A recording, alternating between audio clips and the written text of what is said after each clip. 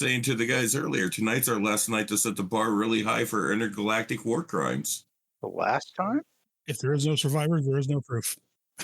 That includes you guys. How was it the last time? I mean, we set the bar pretty high the last time, suitcase nuke, and Like, that's only us just beginning. That's how I feel. I feel it's just the start. I've done the math. There is so much that can blow up in this particular planet that, it could take us years to get through all of it. Granted, we'd starve to death, but still. I mean... Okay. Speaking of starving to death. Hey!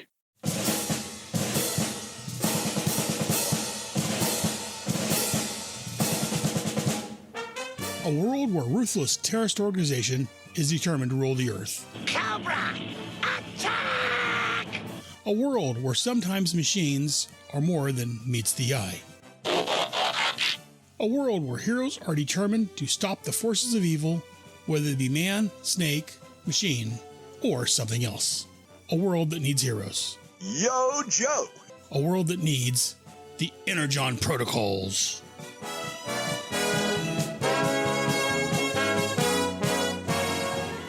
We're going to advance the timeline 2 or 3 days. Between the size of the planet and the fact that it doesn't actually seem to be rotating, and you're not standing on Earth, you're starting to slip out of your sense of time. According to your watches or time-telling devices that you may have on your person, including the HTB, it's been almost 3 days. Night and day are essentially a non-issue, because for this entire time you've been on the part of Cybertron that's kind of sticking through the space bridge and is in Earth space, just beyond the orbit of the moon. And so you haven't been rotating. You don't know if for some reason the planet just doesn't rotate, or if the space bridge is holding it in place, or what exactly is going on with that. But you are getting closer to the spot where the space bridge should be. And thanks to your war crimes in the planet's core, most of the last 2 or 3 days have been spent being harrowed by the junkions. So almost, every couple of hours, there's no set time. You think, robots, there would be like every 2.67 hours, you're attacked by a group. 10 to 20, they're fairly easy to dispose of, but it's the gradual depletion of resources. It's a nuisance. I thought your words were going to be Energon delivery service. We'll get to that. Mobile food supply? That's the only place we're getting liquid right now. Uber Eats. Yeah. They're just throwing themselves at you simply to get you to waste your ammo and your resources.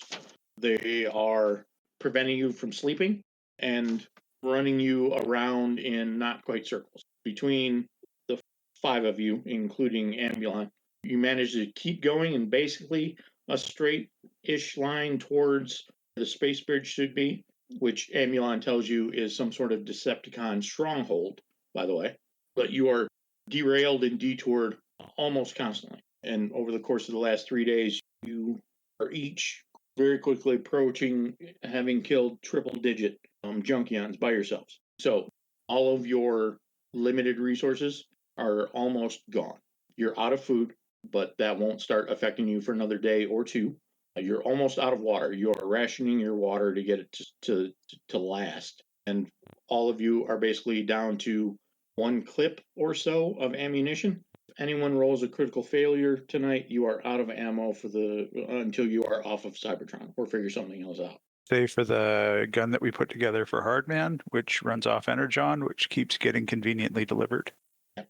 Might be a good idea if we're having all of these junkions delivered right to our door to put together a couple more guns, or at least melee weapons to try and have something that we can use to fight back with, even if our primary guns are down. Okay. Sounds like a good idea. Like, people sound like this is some sort of desperate situation, but, Classified's having the time of his life. He's completely delusional. And thus, all of this makes perfect sense and is actually quite enjoyable. I'm glad you're enjoying yourself. So, if I can get some support from Scaffold. Yep. couple of things that I'd like to try. First one is, can we get your jetpack working on Energon? Like this idea? Okay. Science or technology. Advanced technology? The base roll beyond whatever kind of modifiers you're about to stack on as high as you can see is going to be at -1 shift. Scaffolds technology in and of itself is basically Earth state of the art, and you are making it a couple ranks above that, and that conversion process is challenging. So I can give you 2 upshifts, but I also have a 12 in advanced technology. So do I help you or do you help me? I help you. So I have engineering specialty, but this feels like I'll be able to walk you through the jetpack stuff, but you're taking the heavy load with the Cybertronian stuff. I can do that. All right, let me pull up all the dice that I need to make this happen. All right, and your assistance gives me an edge. Yeah, I forget if it's an edge or an upshift. That's a good question. Okay. Oh. I wonder if I can play with this. Okay. I can give you 2 upshifts in how you are counseling me. And if I roll a lead by example, difficult 20 persuasion test, I can get those 2 upshifts for myself as well. Okay. All right. Just doesn't seem fair. This is the smart character. Yeah. Okay, I rolled a nat 20. Oh, geez. Oh, insanity suits me. Okay, so I'm giving myself 2 upshifts, and do you give me an upshift or an edge? Yeah, so outside of combat, it's up to the GM. Okay. Well, you already kind of let the cat out of the bag with the gnat, so whatever you do is going to succeed. So let's do the lesser result and just go for an upshift. All right. Okay, the dice unfortunately are less accommodating. Oh, but I do have 13 and 11, but a crit on the 6. So that's a 24 plus a 6 plus 1 crit. Yeah, which is more than enough for any number I could imagine to do this. Oh, it's one more than that because the other die was 14. Huh. No, it was that. Sorry, that wasn't. It was a 13. Anyway, yes. So now we have an Energon powered jetpack, which should be a whole lot of fun. And Reaper, do you want a gun? I'm making guns today. Would you like one? Can you make me an Energon artillery lock? Let's give it a try. Sure, why not? Okay, going to try the same trick again, but rolling a 2 on the persuasion check. So that did not work. So I will be out. What is the target? Just so we know kind of what to roll. Gun creation is probably a 20. A 20? Okay, so we're still on advanced technology and I'm still getting an upshift from Scaffold? Yes. Okay, let's roll the die. I'm just kind of happily moving along here. A 19 and no crits, so that would be a 24. Okay, so you have your artillery lobber. Do you have artillery to lob? Well, we're going to do it as a Energon power, so I'm figuring there's some way that they're going to rig that up. Well, we can try and make shells, or we can just look at what, like if we can make this any size we want, do we want it to try and shoot cubes? Oh, yeah, that would be, yeah, why the hell not? Let's see if we can launch our 44,000 barrels of oil weapons. Can we make it so it shoots cubes? We would, of course, have to collect cubes. Let me challenge you like this. So Okay.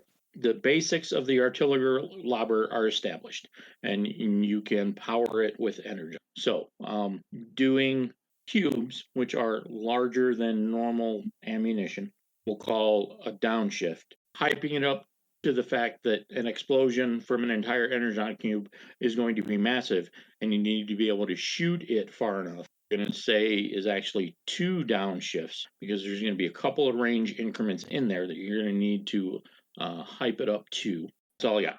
Now, I don't remember anyone saying that it had to not kill us. Very true. I'm going to say it. If you don't care about that, you don't have to roll. Well, you've got a jetpack, so I think you're probably okay one way or the other. But yeah, I see what you're saying about the whole doing this with some margin of safety. I mean, if that's really what everyone's into, then I will try and do it with that. And we'll see how that goes, because that's not necessarily as 2 downshifts. Well, I could see the two downshifts on firing an energon cube versus like an energon grenade kind of type ordeal, because that's kind of the difference. All right. Well, I can try and make energon grenades. I don't know what that would be though, because there's nothing in either of my books that would suggest what kind of difficult. Like that might be experimental. Does that make sense? I mean, I think it would be just whatever the difficulty of the weapon would be. Yeah, but everything that we're talking about so far is theoretical. Nobody's ever done this before, and no one has ever done this before, starving and basically in the middle of a really, really bad kind of heroin Jones. Reaper is oddly calm in this situation because he's a paratrooper. So he's used to being in these kind of situations. This is what they train for. Surrounded by your enemy, out of supplies, got to figure a way out. It's just a whole alien planet that's new to him. A gun of this magnitude will take a 30. A 30. Ooh, okay. What can we do to make that easier? And are there downshifts to that? The 3 I mentioned. Okay, for doing a regular grenade, I mean, because we already have a lobber. We're just creating the grenade. Oh, all right. Creating the grenade is still all right. We'll go unique on that. Making things explode is an American military specialty, of course. So let's say 25, 1 downshift for the energon conversion and making sure it explodes properly every time. Right. Let's see if that works. Any upshifts? Anyone? Any support that I can get for this? I don't have any technology, but I could offer science for explosives. My inspiring words and words upon that. I was going to say, Ryan, probably the best to help you out with that one. Yeah, but it's like I don't have any perk that gives any special kind of thing. Well, I mean, I've got support, which lets me share an upgrade, but that's not going to help right now. Oh, okay. All right. Okay. Well, I'm rolling this raw then. Okay, a 16's a good start. A crit on the 4 would take me to I got a 9. Okay, so 9 and 6 is a 25 for the grenade with a crit on the 4. Don't know if a crit on a 4 counts. Crit on a 4 counts. Crit on a 2 doesn't. Yeah, I did get 2, which was nice, but that didn't really mean anything. Why don't we Reaper roll a d4? Give me a second. 4. Okay, that's how many grenades you have. Sweet. Is there anything else that anyone needs? Anything else that theoretically can anyone could need before I completely go over into some sort of bizarre, like insanity place? I thought that ship had. No. All right then. I might try and make myself an energon pistol. And now that Ambulon is conveniently back from whatever thing he was doing off camera while you guys were building most of this stuff, because we forgot about him. He comes back and lends his advanced technology expertise to the role, and he'll give you an upshift. Or do you mean a step up? What? A step up because he's a foot. I can't justify that by acknowledging it. I'm sorry. Reasonable. So his upshift. Okay, that's cool. Oh, wow. Okay, so that's a 2d8 thing rather than a d12 thing. Unless there's is there a downshift that balances out or? No, you should be good. All right. Couple of d8s then. 16 plus and 1 8, which is a crit. And so do I get the sum of both 8s or? Yeah, you would have to. Yeah. Okay. All right. So then that is 16 plus 14 with a crit on the 8. So yeah, you very much make the thing. All right. So at least now I have a third option. And just in the nick of time, almost as if to be able to test fire your new weapons, you are attacked by another group of Junkions. Lay ball. Roll for initiative, please. Oh, I got a D2 in that now. That's nice. No snag. That would be an 8. No, sorry, a 9. I got a 4. I got a dirty 20. A 13 for Hardman. It's got a 14. So scaffold, you go first. There are 6 of them in this wave. In this wave. Oh, that's discouraging. All right. How far are they? About, let's say, 50 feet. And how are they? What's their? How are they packed together? They are in groups of 2. They're evenly distributed, and a triangle around you is the center point. Okay. And are any two within a 15-foot cone? Like, could I get two in one shot? Yes. Any one of the groups would suffice for that. Okay. And then I will start with a nice electromagnetic strafe. How close did you say they were? About 50 feet. 50 feet. My jetpack is 40 feet. So I've got 15-foot range with my weapon, but that's also the burst. So that still works? I would say you're okay. Okay. So I'll go. Give you an edge on your attack. I'll take it. All right. So then I'm going and I'm blasting. And thank you for that edge, because I got a 15 on one D20 and a 2 on the other. And then a 10 on the D10. So that is a 25 with a crit. Very much hits. All right. That is an electromagnetic damage to each of them. Okay. Crit doubles that to 2. Yeah. Or adds 1. No, I could choose to do my alternate effect, which is an intimidation. So yeah, I'll do that. So I'll do 1 damage to each and spook them. Okay. So they're not strictly frightened, but narratively they are. Yes. So they don't flee the scene, but they stop advancing.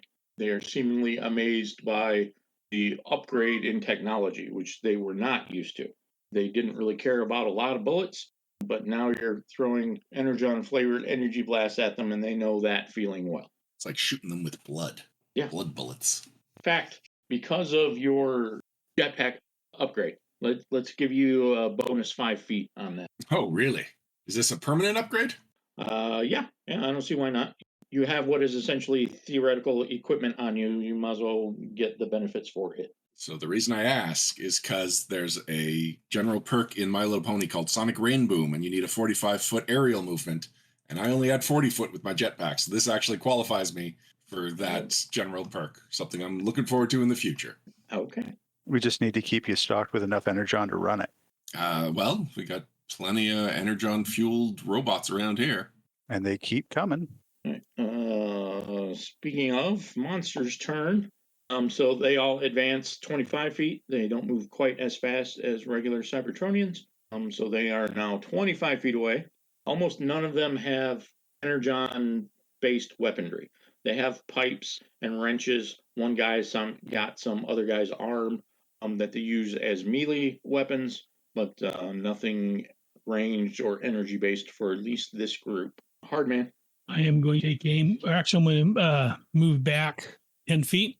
Okay. So I'm 35 feet away from him. So my sharpshooter's grace can play, which gives me 2 upshifts. And I'm going to take a shot at the one that got hit already. Okay. So that gives me a D20 and a D12. And this is not a heavy weapon. And does a 16 hit. Yes. Okay. So I believe you said there was 1, whatever this fires. And then I'm going to use 2 of my move actions to take another shot. Okay. With a, 15. Nope. Okay. And that is it for Hardman. Okay. Classified. I'm not sure that I want to do that. So I'll just take a shot with my pistol, though this is one of my not particularly great skills. Hate to resort to violence. A particular group? Just the one that's closest. I can miss them just as well as anyone else. Okay. So I roll a 9, and then I'm like, why did I even give myself a pistol? This isn't me. Standard issue. Yeah. 9 does not hit. Reaper? Okay. How far away are they from us? 25 feet.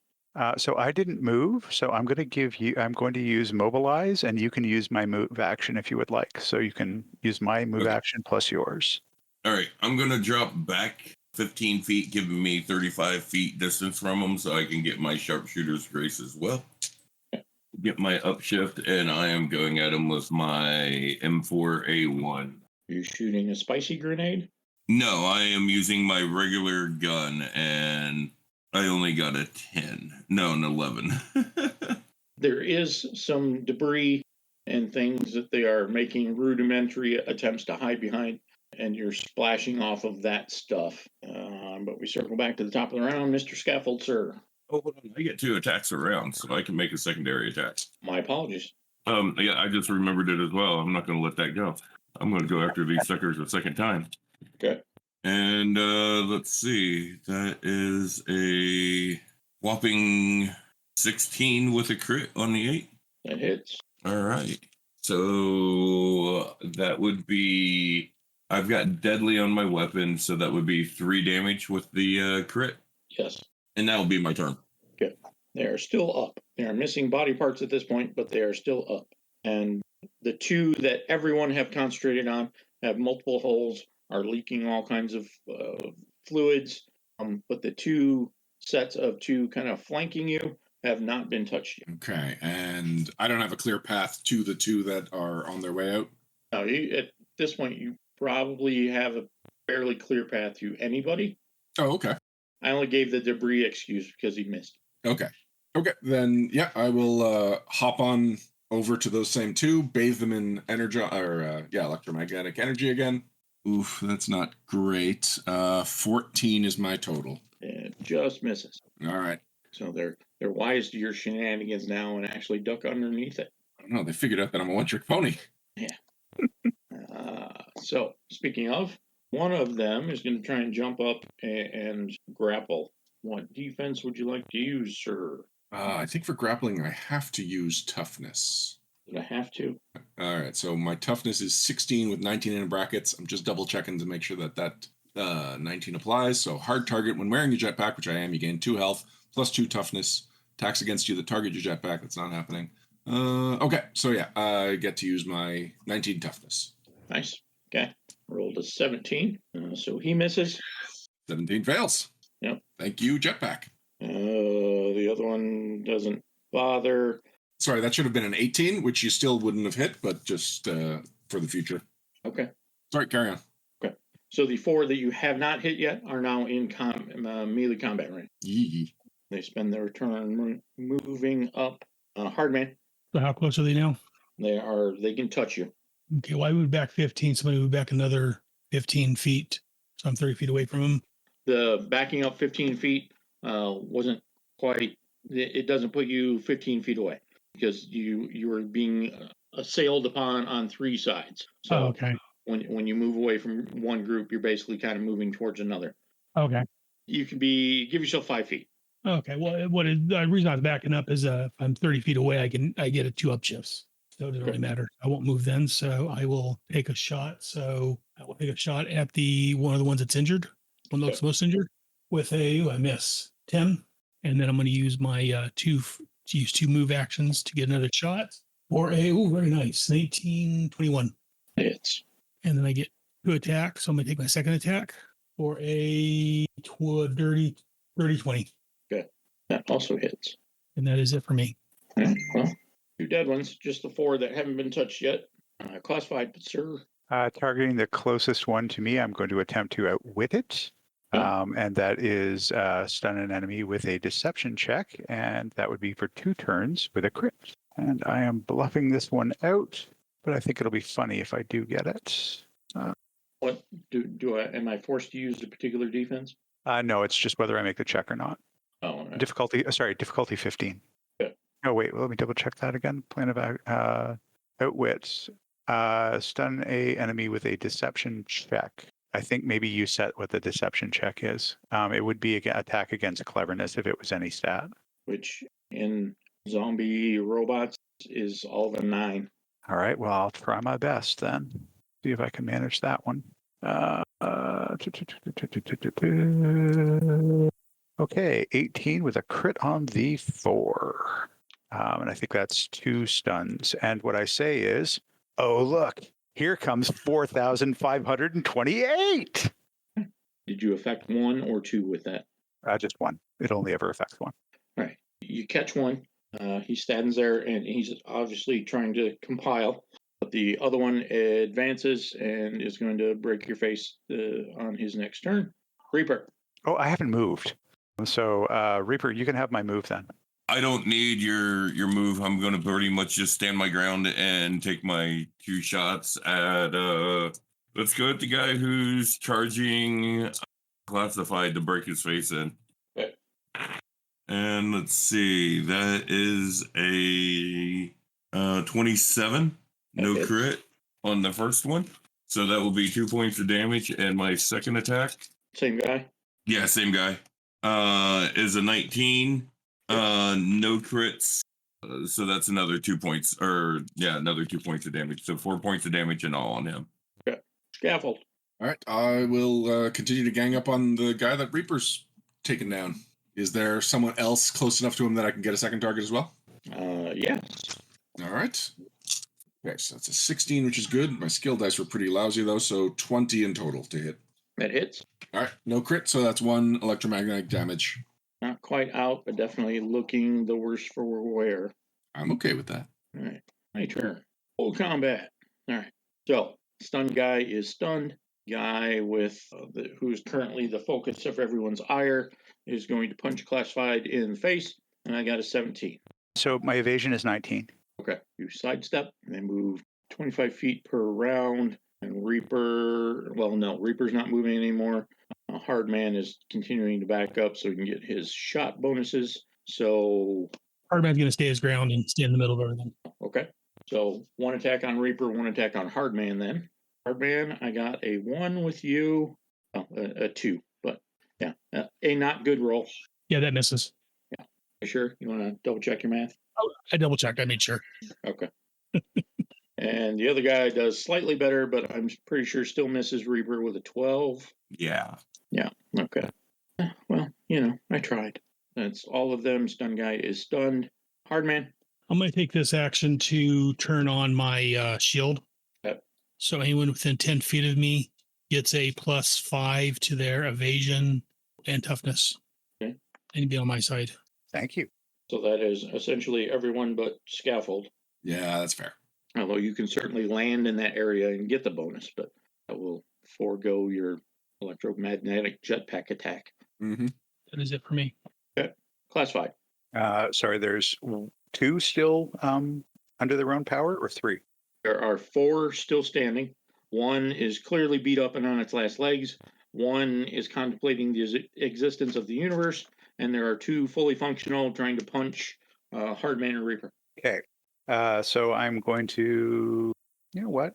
I'm going to do a difficulty 15 persuasion skill test to add a story point to the pool. I have a feeling that might be needed. D6. And that is a 16 plus crit on the 4. That 4 has been doing great for me tonight. So there are now 5 story points in the pool. And this is also a very timely reminder that you have story points and maybe you should use them. Reaper. All right.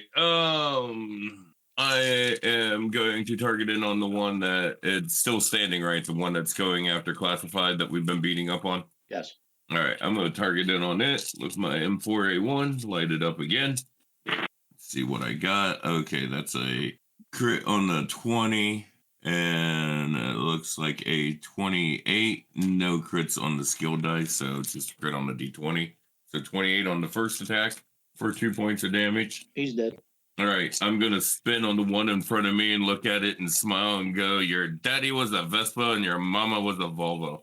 Ooh. And that is going to be a dirty 20 with a crit on a 22 with a crit on the D12. It hits. For 3 points of damage.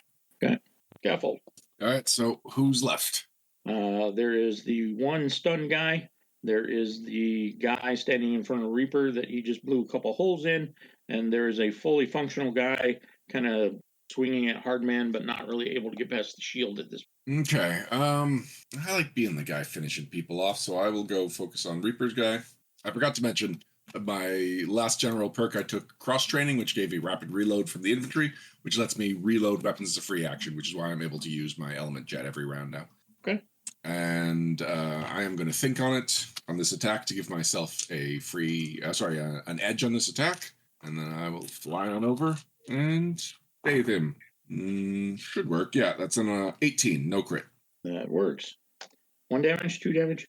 It's 1 damage. 1 damage, okay. Definitely looking a little bit more melty than he did before. Still standing though? Yep. We'll boo to him. But he's going to take a swing at him in retaliation for this injustice. Oh, okay. 24? Sorry, you said he's attacking me? Yes. Then 24 hits. Okay. 1 point of slamming metal to your face damage. Oh no, my one weakness. All right, I'll also say that last level, I took a rank in conditioning, so my health did go up, and you just knocked it back down. Okay. Hard man. What are we going to do with you? I don't think I'm going to be able to hit you no matter how high I rolled. It says I know 21's not going to do it, right? Correct. Right. What is your defense right now? Like a 39 or something? No, it's only a 22. God, you're practically naked. Yeah, I am. That's because I use this regular armor, this survival suit, whatever, instead of that battle armor I didn't get. All right. I forgot about that. Okay.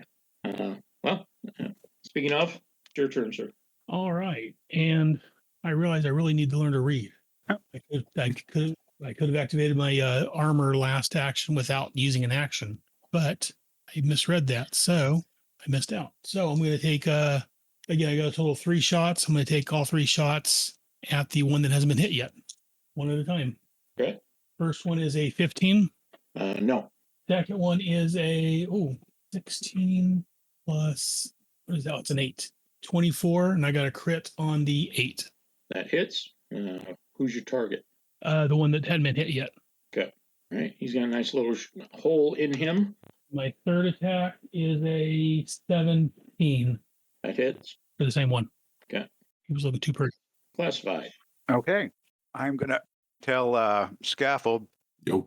well, you don't usually walk, but you're going to walk this one off. And I'm going to try to mind over matter and roll a persuasion check with motivation to heal one health. Thank you. All right, you've convinced me. I didn't just get punched in the head with a giant robot, or by a giant robot. Well, let's see if you did or not. You absolutely did not. Anything else classified? I'm in the right place to. So I'm going to give my move to Reaper. Actually, no. If I give my move to, Give it to Scaffold. He's the one that's going to be moving. if I give my move to Scaffold, does that translate to next turn? Yeah, All right, Scaffold it is. You get my move, I'll take it. and I'm done. Reaper. All right. I'm going to stay on the guy that's on me. So first attack is going to be what is that? It's a dirty 20 with a crit on my D8. So that's 3 points of damage, I assume. To the one you've been shooting. Yes. He's dead. All right. I'm going to turn onto the one that Hardman has been lighting up and target it with my second attack. Okay. And that is going to be a 19 with a crit on my D4. So that's another 3 points of damage. He's dead. All right. And that is my turn. Good. Scaffold. The one guy who was stunned with the possibility of his own actual existence is the only one up and moving. Well, then I will use my first action to go and blast him. And Okay. same thing, I will think on it first. And then my plan is, if he's still standing after that, to use my extra move to kind of cut off any escape, or the most obvious escape. So I'll make my attack, and then if I need to do an alertness skill test or whatever to figure out the best escape plan. Ooh, hey, double 18. And an 11, so that is 29 to hit, but no crits. Oh, no, wait, yes, the D4 is a crit. So that is 2 electromagnetic damage. Awesome. All right, great. All right. He's a little melty as before. Anything else?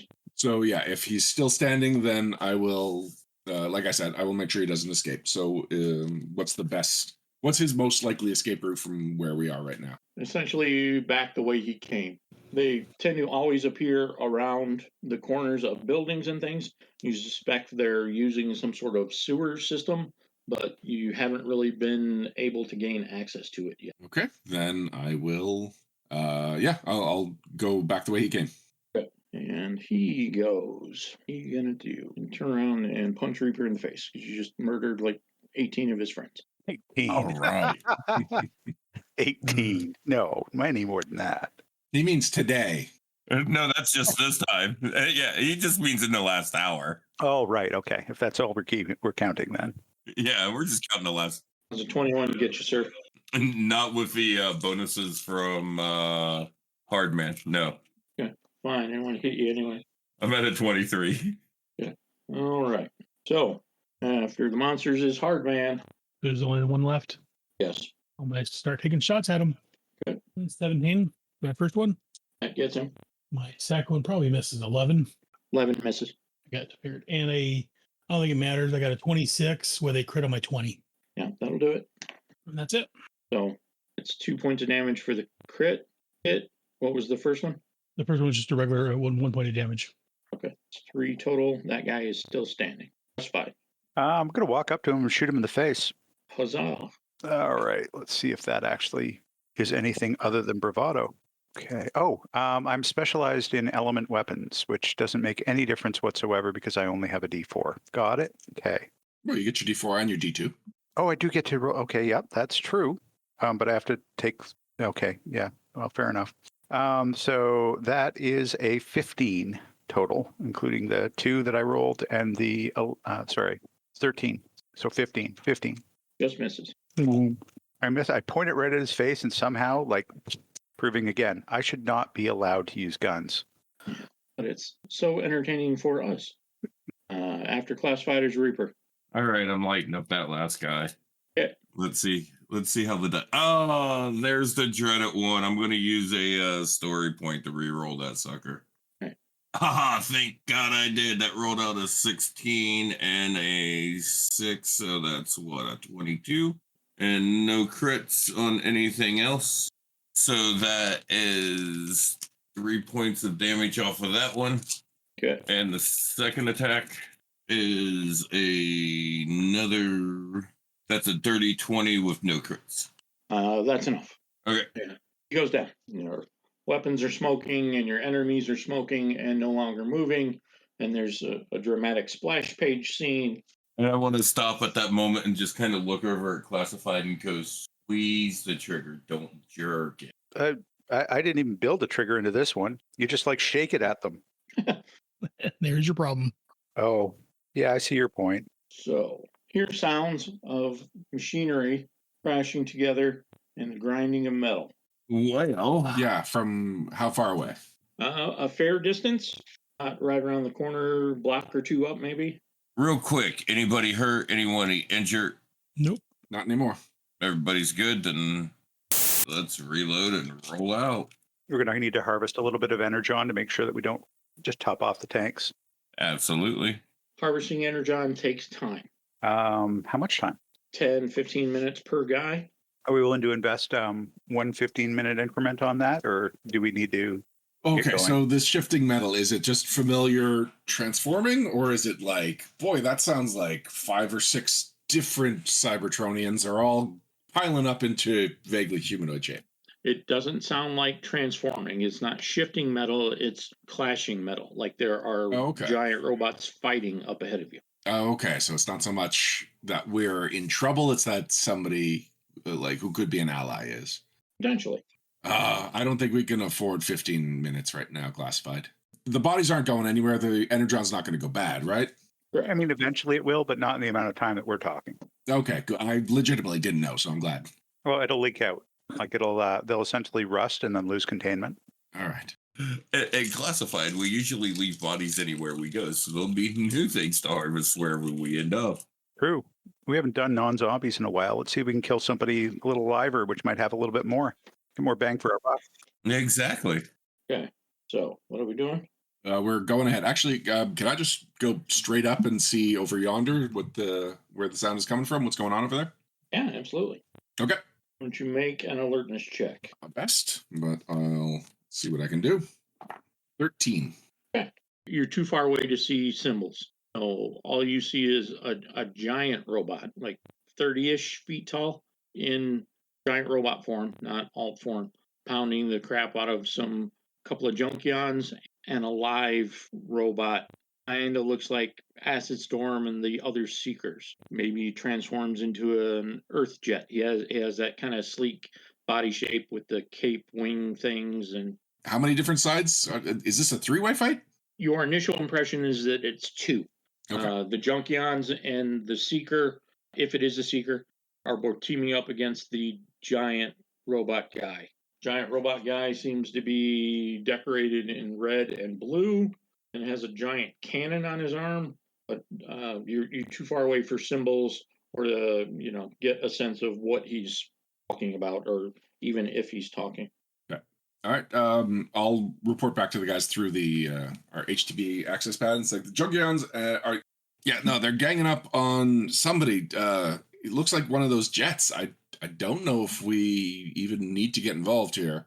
I ask Kickstarter or whatever his name is, our friend here, whether he knows anything about a combiner that looks like red and blue with a big cannon on his arm.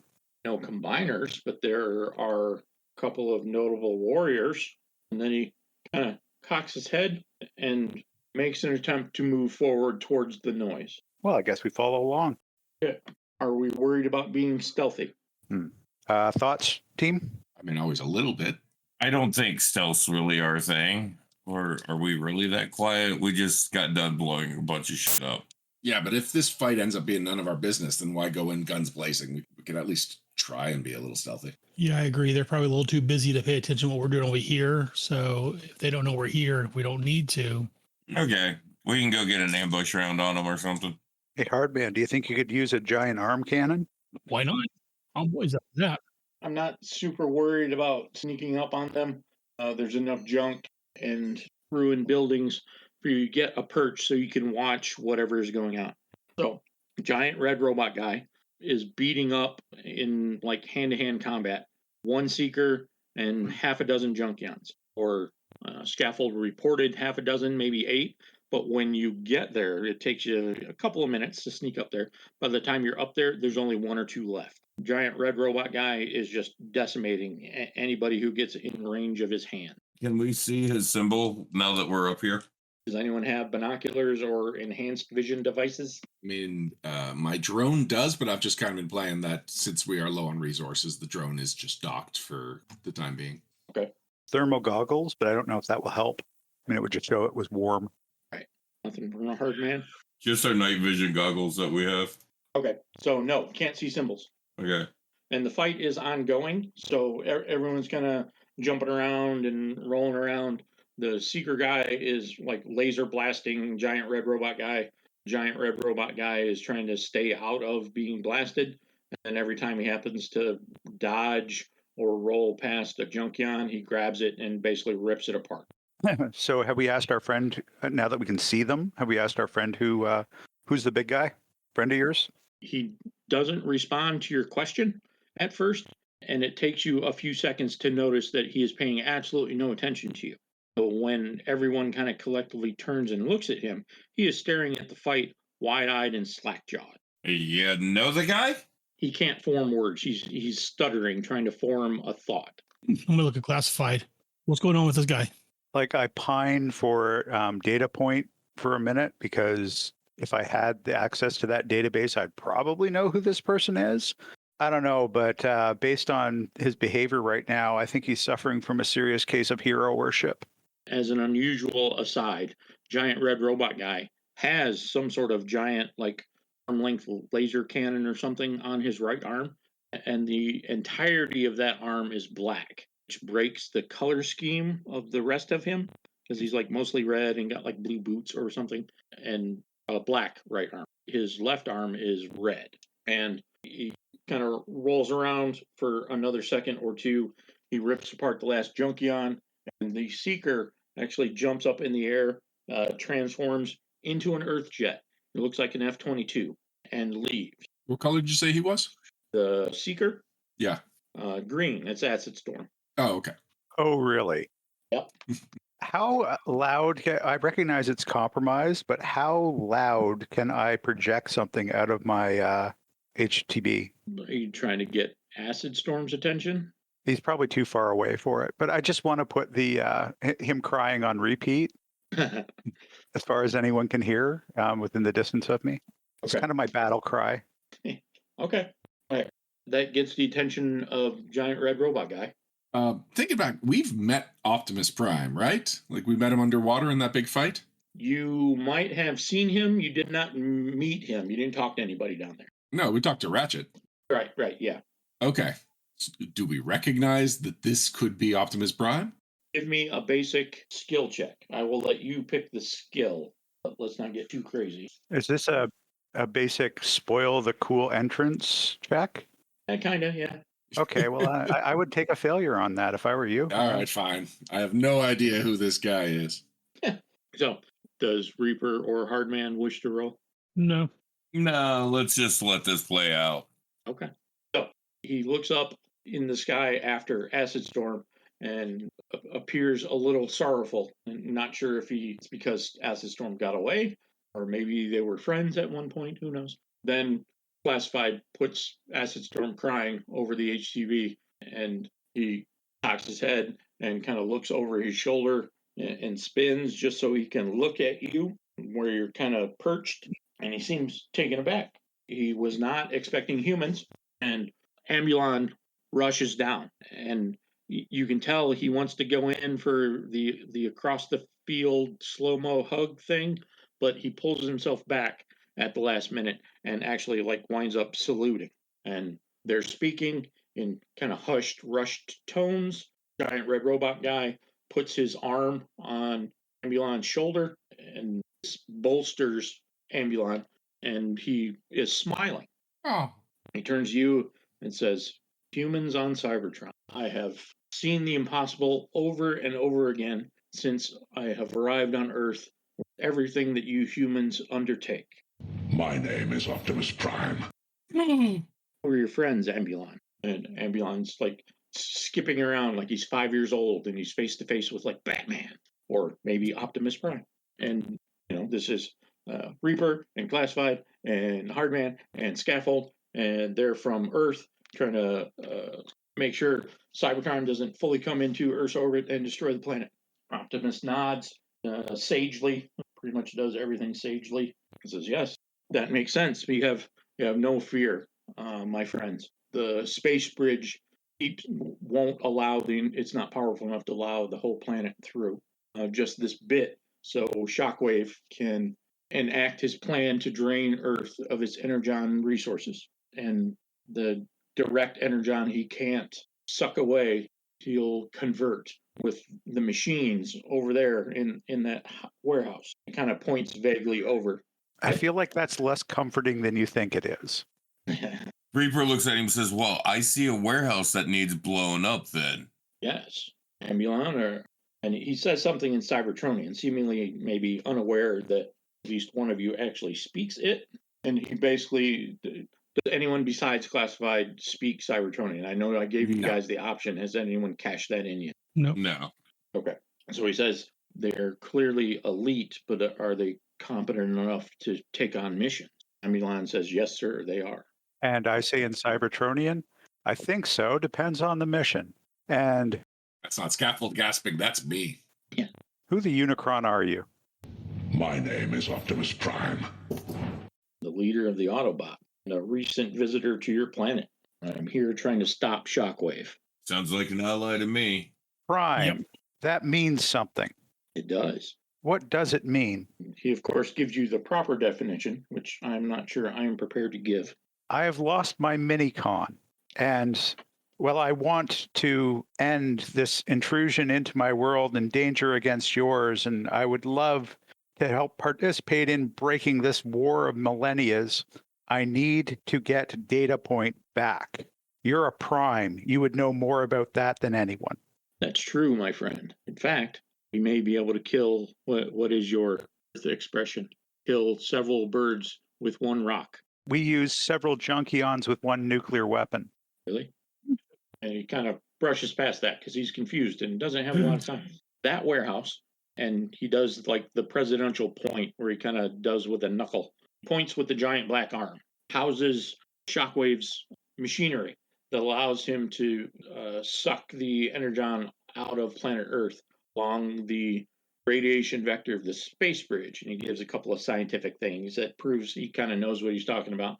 If you can disrupt that machinery on your way in, that's an experimental research warehouse that the Decepticons have been using for thousands of years. They have engrams and minicons in there, not as prisoners, but they use them simply as hard drive space. I don't know if this Data Point is among them, but perhaps you can find a decent substitute in there. And when you're done, release who you can and blow it up. I like those orders.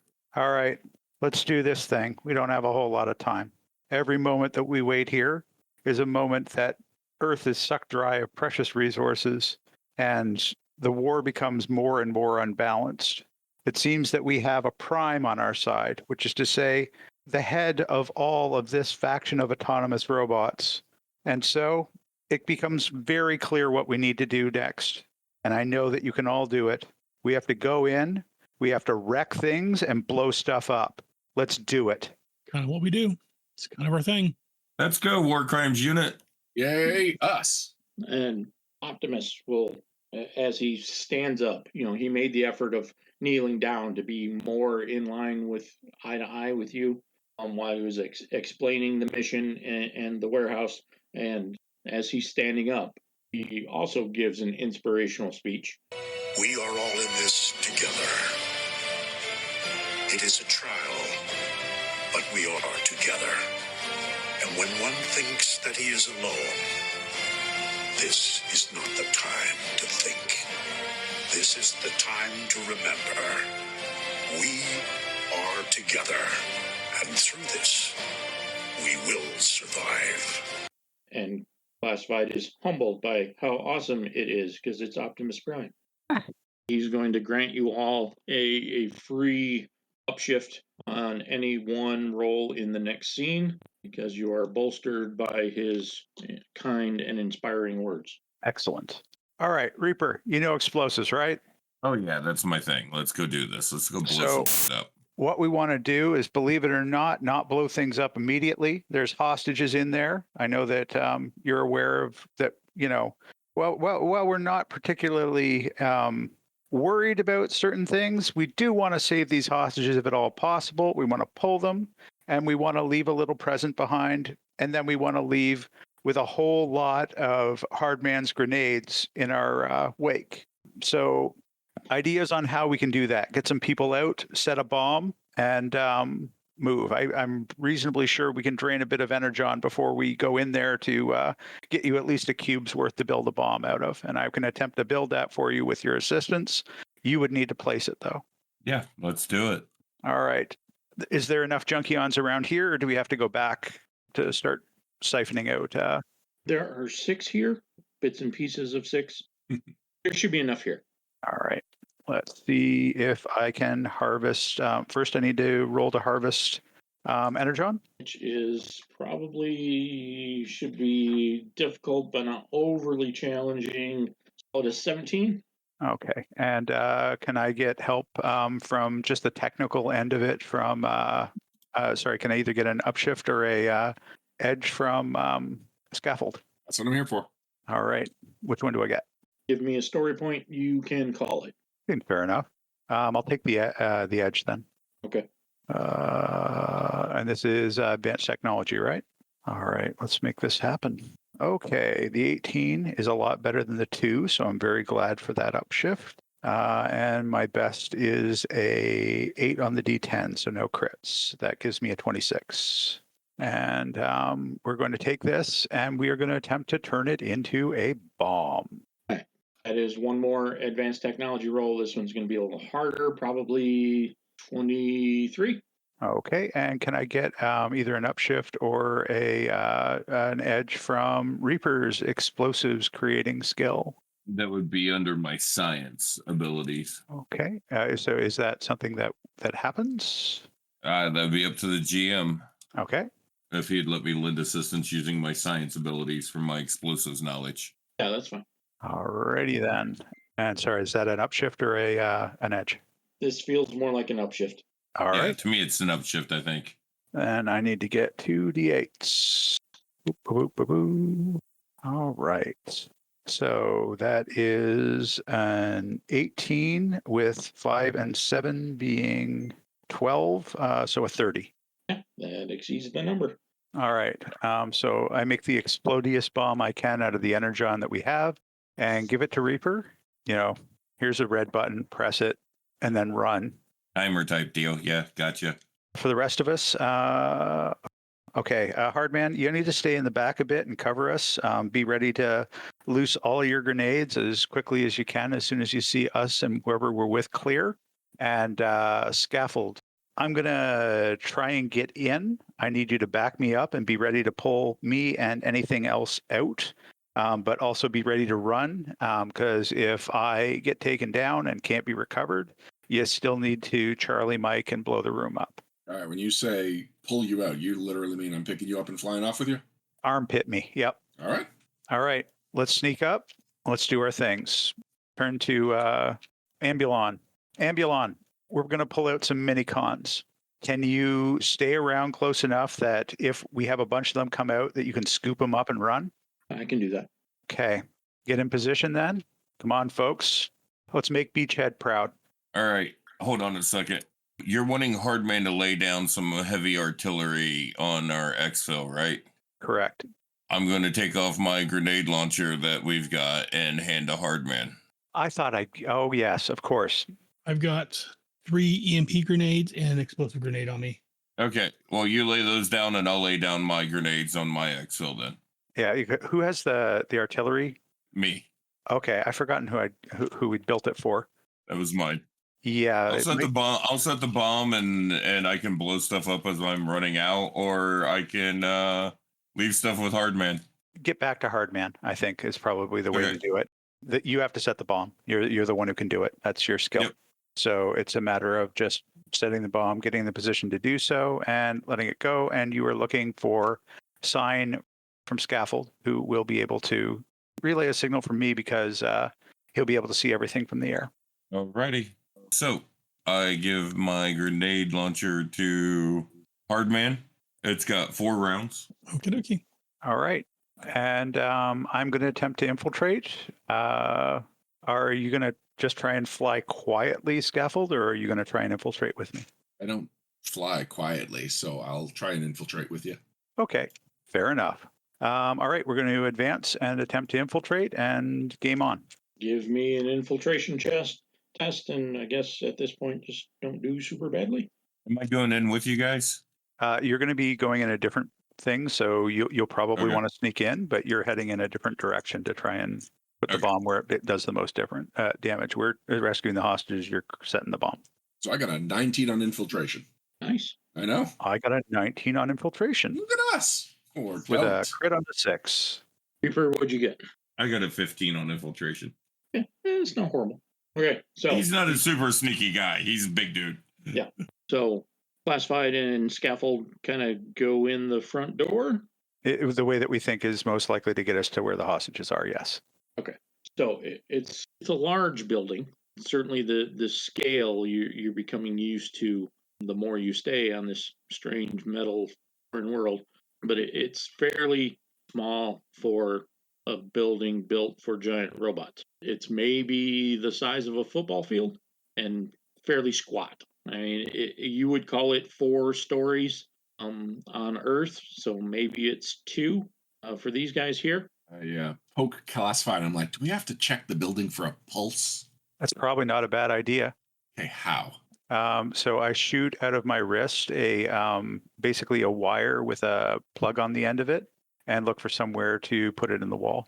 And they're positively everywhere, so it only takes you 2 seconds. Comes shooting out of my hand and connect with it, and I see what secrets the building wants to tell me, and indeed whether or not it has a pulse.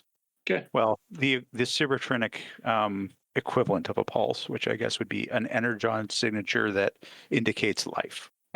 What are you rolling for that? I would assume advanced technology. Makes sense. Go ahead. Alrighty then. Sorry, I just need to organize my dice.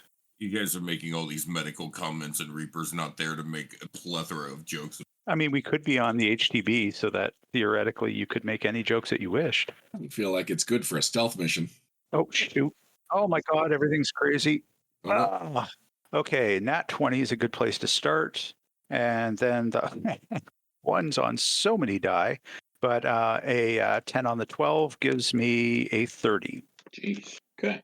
There are 3 sections to this building. There's like the left half, or the left half, the right half, and the rear of the building. The left half is minicon experimentation, and it doesn't give you a full itinerary, but it's bad. This is war crimes bad, so you guys are perfectly at home here. The right side of the building is advanced genetic symbiotic splicing. You have no idea what that means, other than the obvious. No specifics. That's just the title of the wing of the building. And then the rear building is backup power And as you are reading it, it changes to this area powers, shockwaves, Skybridge.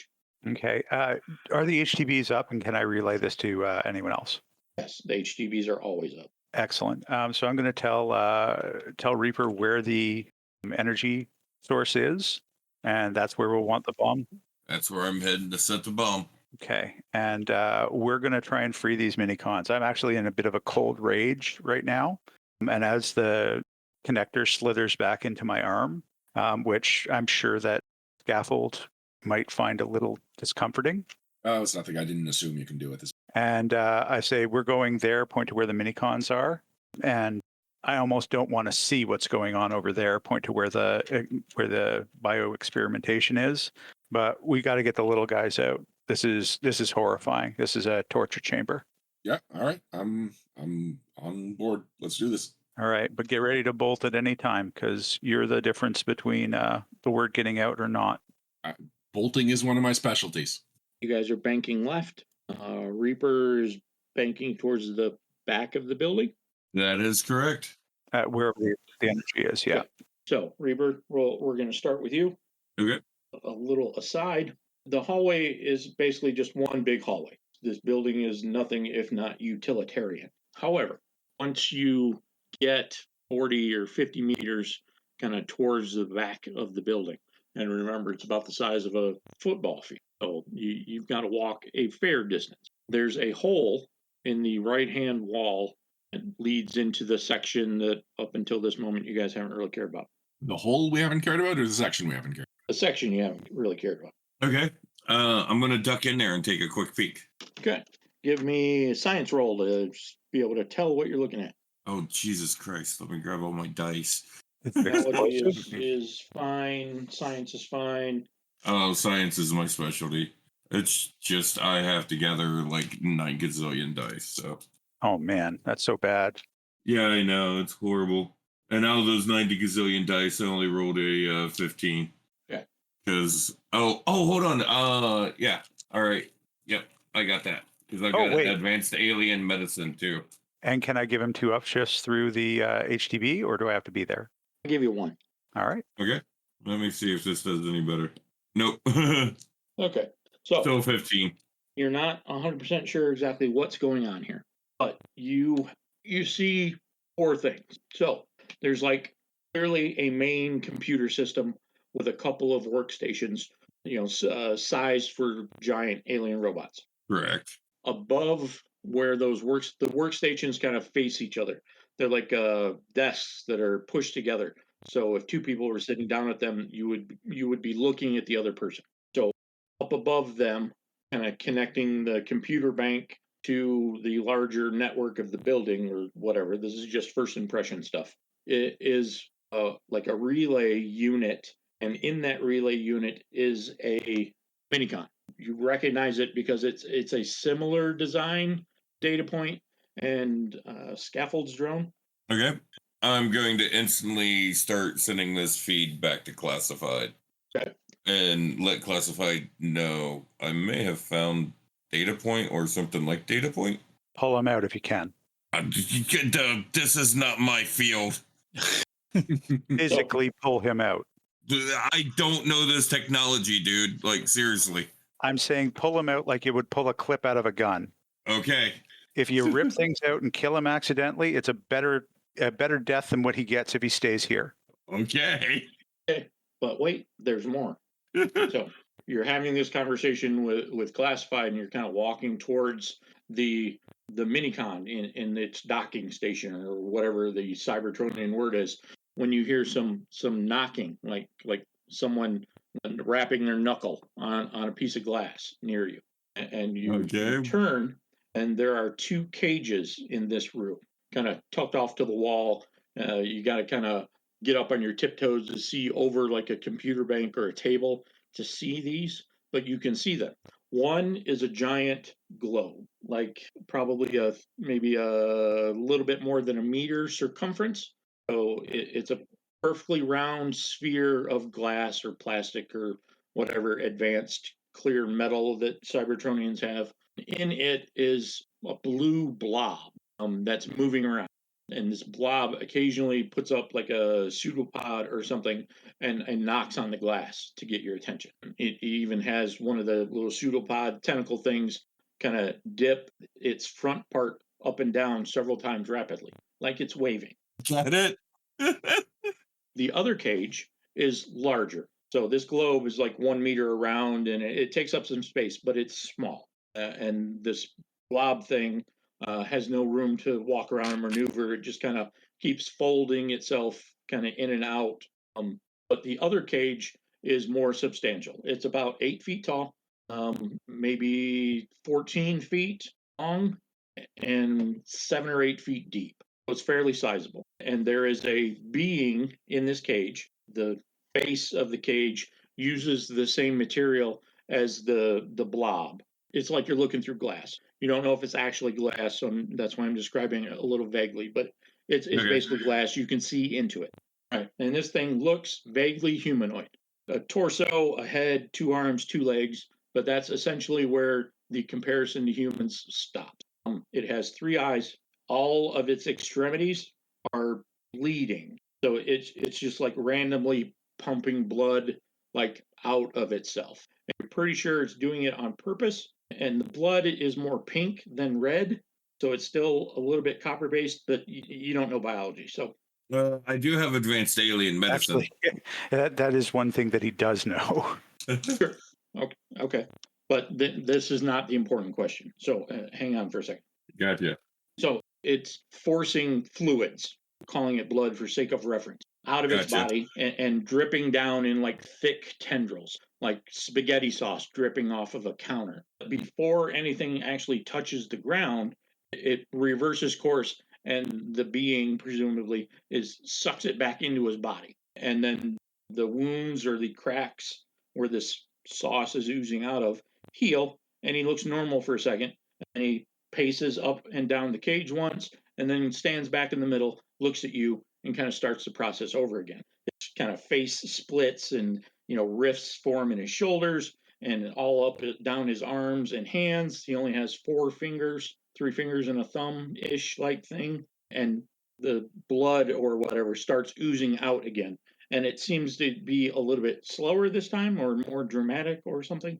But eventually it starts dripping down off his body in these thick tendrils. And he doesn't appear to have a mouth. He just regards you. He's just staring at you. You haven't seen him blink. He has no mouth. He's not smiling. He's not doing anything to communicate other than the fact that he's kind of making this display. Guys, what the hell did I walk into?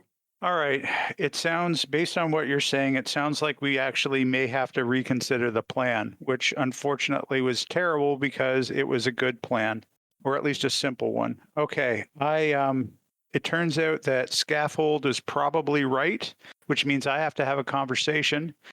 Scaffold, you cover me and let me know of anything, because I might have to go under for a little while to talk this one out, but maybe there's a third way. So, figure out what you can, take pictures of everything you can.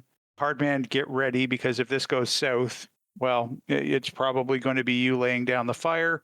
And let's see if we can figure out a third way, because I need to talk to this living building. What am I supposed to do about these guys over here? Video what you can, we'll figure it out. But until I can talk to the building, I don't know if there's a third way. We may have to blow them all up where they stand. And the only thing I can think of that'll help me sleep at night is the fact that they'll have miserable, horrible deaths here if we don't do something. So am I still ripping this mini con out? Absolutely. Okay, Reaper goes to the process of starting to try to rip this mini con out. Okay. Scaffold, what do you want to do? I'm going to ready an action to attack anything that gets too close to classified. And you are also standing very near to the door that leads into the Minicon experimental chamber thingy. I was asked to cover them, so I will ignore that door. Well, I'll watch the door, make sure nothing comes through it, but I'm not going through it myself yet. Well, if you want to take a look, it's fine. It's a long hallway, so we'll have a bit of notice as long as you don't go too deep into there. All right, then. I go have a look. Okay. You open the door, and it's like you're walking into Willy Wonka's blueberry gum making factory. Mm-hmm, But instead of Oompa Loompas, there's like 3 foot tall, kind of bear-ish robot guys walking around and building other 3 foot tall robot guys. Bearish, but still fully metal, right? Okay. How do they feel about me opening the door? Best guess, there's 60 or 70 in here that you can see. And you've gathered the attention of maybe 4, Okay. and they aren't doing anything other than regarding you. You're not sure they have faces to be able to emote, but And we've never seen anything like this anywhere on this planet, right? correct. A culture, so I couldn't really even figure out what's going on. Take a downshift and I give you a culture. Downshift would mean I automatically. Oh, okay, never mind. I have 0 culture. Okay. Yeah, so I'll report it back to classified, and it's like, are they the enemy? What do you think? They're not the enemy. Okay. Start looking at ways that we might get them out, because that's our next move. But all right, I got to check in with Hardman to make sure that we're not being snuck up on.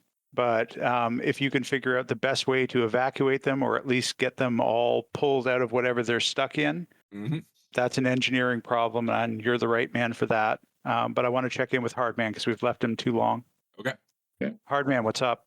What do you see? Reaper, just so you know, I sent you a private message on Facebook. Okay, I didn't have Facebook up. Real quick, as you're saying that, Reaper comes across, says, look for the equivalent of a Cybertronian fire alarm. Scaffold. I look for the equivalent of a Cybertronian fire alarm. Always a popular choice. While you are looking for that, Hardman, please make an alertness check. Will do. 16. 16? Okay. So you find a place a little bit off from the door that you can see kind of the whole plaza that you're kind of standing in. And you also have a pretty good view of the Earth. And you see 2 shocking things or noteworthy things that you should probably be aware of. One is that the Earth is kind of jumping back and forth in space. Like that's the only way you can describe it. Maybe Cybertron is moving, or maybe it's some sort of dilating effect from the space bridge. But if you were to put your thumb up, Earth would be a little bit bigger than your thumbnail the entire time that you've been here. Okay. But there are times for 4 or 5 seconds at a time where it is suddenly larger than your entire hand. Okay. And it doesn't appear to travel. It is just big, and then it is small, and then it is big, and then it is small. In quotes, it's coming closer and going away without moving. Okay. And you can see now that there's kind of not a lot of noise, not a lot of fighting, you can kind of see like the Aurora Borealis kind of thing. Right. It's actually like the edge of the space bridge. Okay. It's a little pinkish, couple of streaks of orange in there, and you can kind of see it glowing in almost at the horizon at every way that you're looking. Okay. And there's it looks like a beam, it's pencil thin, and that's the water spout that is the space bridge and Shockwave's machines kind of sucking the life and energy out of the Earth. Okay.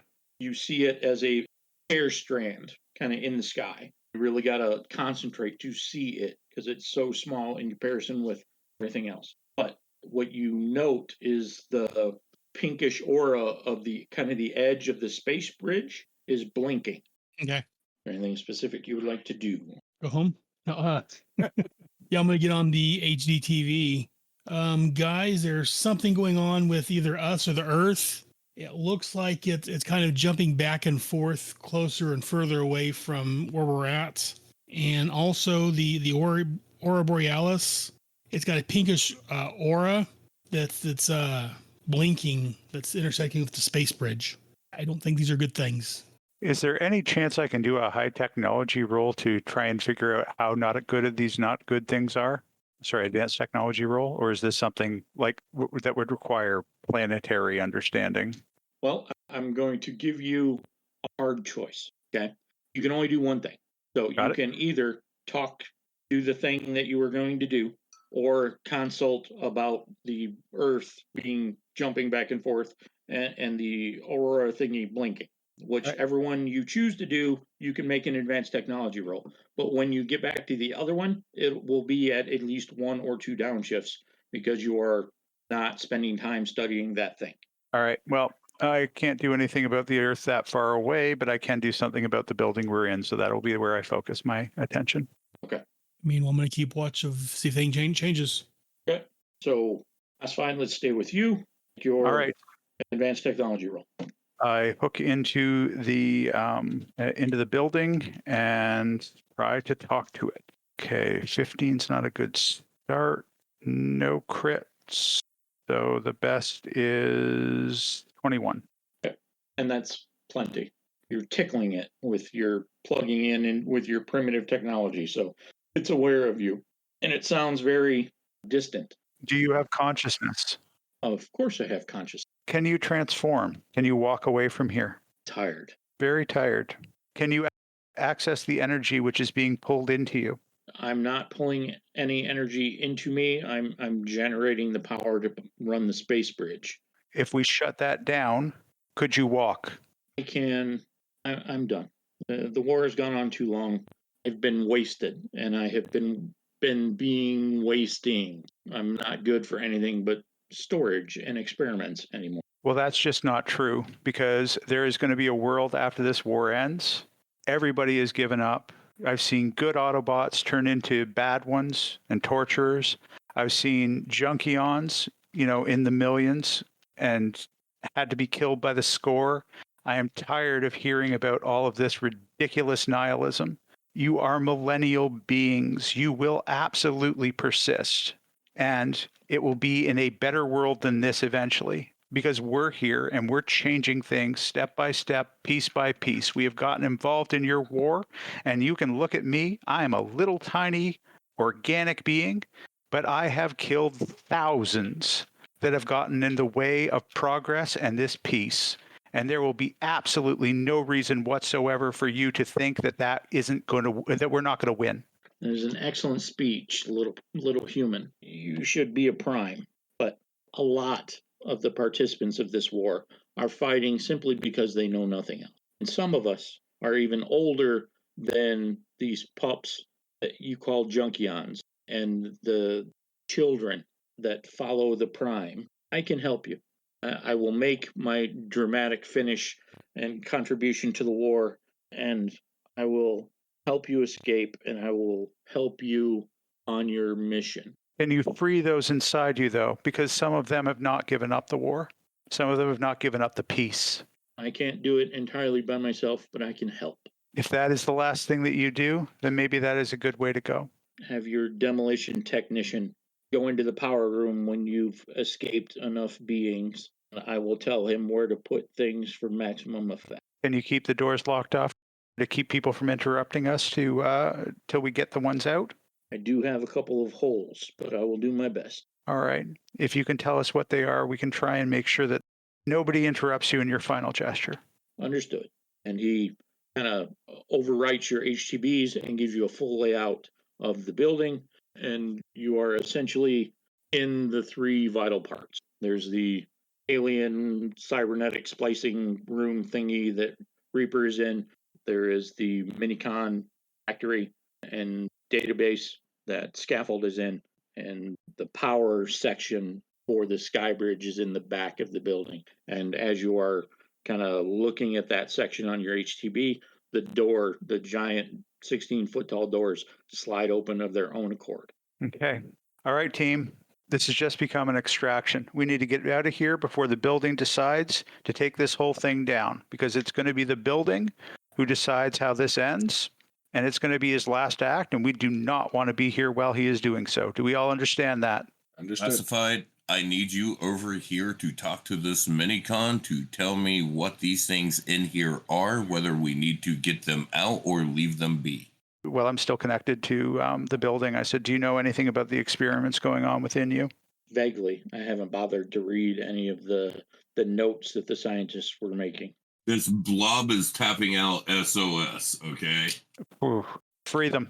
Free all of them. We'll deal with the consequences later. Okay. I'm working on ripping out this Minicon, and then I'll work on getting them free. Freedom is the right of every sentient being. Let's make it happen. Just come up with that? That's so deep. I heard it once, some guy. It sounds like something a Prime would say. Why are we fighting to save the humans? They're a primitive and violent race. Were we so different? They're a young species. They have much to learn. But I've seen goodness in them. Freedom is the right of all sentient beings. So the minicon's easy. That's just like a docking station. You just got to unplug him. The blob thing doesn't appear to have an exit. The globe just exists. Can I pick up the globe? No, it's too heavy. No, isn't this like gigantic? Whatever it's made out of is more dense and probably a little bit stronger than glass, so it's beyond your ability to lift. Plus, the blob thing inside has weight. Gotcha. You can knock it over. Yeah, sure. I'll try knocking this thing over. Okay. What do you want on that? A brawn check? I'm not worried about it. Okay. I'm gonna knock this thing over. Okay. And even though it's more dense than glass, it's like shatter resistant glass. So it splinters rather succinctly into even sections and kind of falls apart rather than breaks. But the cage is no longer functional and the blob is loose. Sweet. I hope I just didn't release a John Carpenter movie upon us, gentlemen. You mean upon another planet? Well, we're still currently here. The other guy, the humanoid thing whose favorite hobby is like bleeding or whatever, has not reacted to any of this. It's not looking at the blob. It's not doing anything but looking at you and then bleeding and sucking back up the fluids into its body. I look at the blob. I said, should we release him? The blob says no. The humanoid? Oh, Bad guy? There's no response to that question. You're not going to eat me, are you? Are you talking to the blob still? Yes, I'm talking to the blob. There is no response to that question. Get out of here. Go. Leave. It doesn't move. Okay. I'm going to go over and start looking at this cage that this other dude's in. We'll come back to you in a minute so you can make a technology roll. Scaffold, what are you doing? so I'm picturing if I just do kind of like a really attention-grabbing couple of laps around the room and just herd him through the door. Okay. So I'm figuring a persuasion roll. Does that make sense? Yes. All right. Think on it to give myself. Oh yeah. How is your persuasion? Good. Okay. So let's take a downshift. Okay. 2 downshifts for the Yay. cultural Okay. differences. Yeah. Fair. But I can support him and give him 2 upshifts Okay. with my plan of action and speaking to him over the thing. Or no, I'm speaking to him over the thing. But I suppose for a culture and Cybertronian thing, I would probably be able to do that verbally. Just give him a few words about how to evacuate and do so safely and all that sort of thing. Wheat, nani, creep, ninny, bomb. All right. So I'm also going to think on it to give myself an edge. Oh, actually, I will use wise words to give myself 1 further upshift. Okay. So that gives me a total of 2d20 and a d10 on the roll. Sweet. Well, that's a 19. Unfortunately, just a 1 on the d10. So that's a 20 total. That works. So yeah, you're gonna have to unplug a few that are like docked in various machines. Okay. You heard 75 or 80% of them towards the door with that action. Okay. So then, yeah, after they kind of stop following me and are just kind of going on their own momentum, that's when I'll go back for the last 20-odd% of them. Good. Hard man. Yes, sir. So you can still hear sounds of fighting, and you can still see there's a good news, bad news kind of situation going on. Okay. The Earth has stopped moving in the last 10 minutes or so, and we're kind of glossing over time because it's going to take time to evacuate things and investigate the other things. But in the last 10 minutes or so, the Earth has stopped bouncing back and forth. Now it is in its biggest form, so it is close. That's maybe not such a good thing. And you can't see the moon anymore. So you are probably the space bridge, given the fact that you don't have an advanced physics degree, is probably inside the orbit of the moon now. It's definitely not good. Might be bad in 24 hours or 20 hours, whenever it circles back around and slams into the side of Cybertron. Maybe take a note of that. And the edge of the space bridge, Right.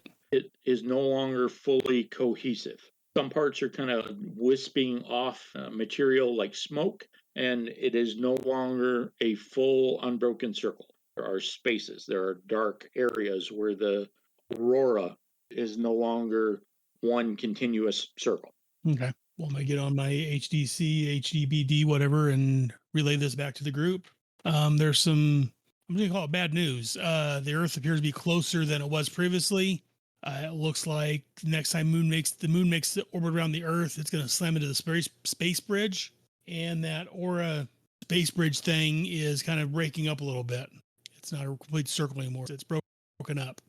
This is above my pay grade. Ideas. I'm still watching for when they make their exit. We're not very long from being out of this place and getting as many people as we can out of it, and then we can disrupt the space bridge. We've already got a deal with the building. The building's going to make gonna just essentially cut the power source off of it. So that's our next step. I'm going to need Reaper for as soon as you've cleared whatever you've cleared to start heading to the place indicated on your HTB. That's where the building is going to tell you how to make it explode. And that's what we do next. And clearly we're running out of time to do so. Then swap places with me. Come figure out how to get this dude out of this cage, because I don't understand this tech. And I'll go set the bomb. You go set the bomb. If we can get over there, we can get over there. This isn't about the life of one human being. Sometimes the needs of the many outweigh the needs of the one. So there's also some blue blob thing over here that's just kind of chilling and hanging out. It's on its own. Just tell them we're about to blow the building up, and I'm sure that it will either make the decision to leave or make the decision to stay because, hey, maybe it can deal with explosions. Maybe it loves them. Who's to say? Reaper looks down at it and says, hey, Bluey, we're about to make this place go boom. I'd suggest getting out of here, or you can hang out if you want. It's up to you. Gives you a rudimentary thumbs up. I think you have a friend. And I start to head towards my head towards the power room to set the bombs. Reaper comes out, scaffold and classified see him for a few minutes as he jogs into the back room. Classified and scaffold, you are aware of a loud banging coming from the room that Reaper just occupied. Reaper, any idea what that sound is? Yeah, the guy that's still in the cage that's wanting the hell out that I can't figure out how to get into because technology's not my thing. Are you sure that's what that sound is? That or the blob that's in there. One of the two. That's the only things that were in there that I saw. All right, we'll go with that. I'd say it's probably the guy who doesn't want to get blown up that's still in the cage. All right, we'll go with that. Okay. More importantly, are we doing anything about it?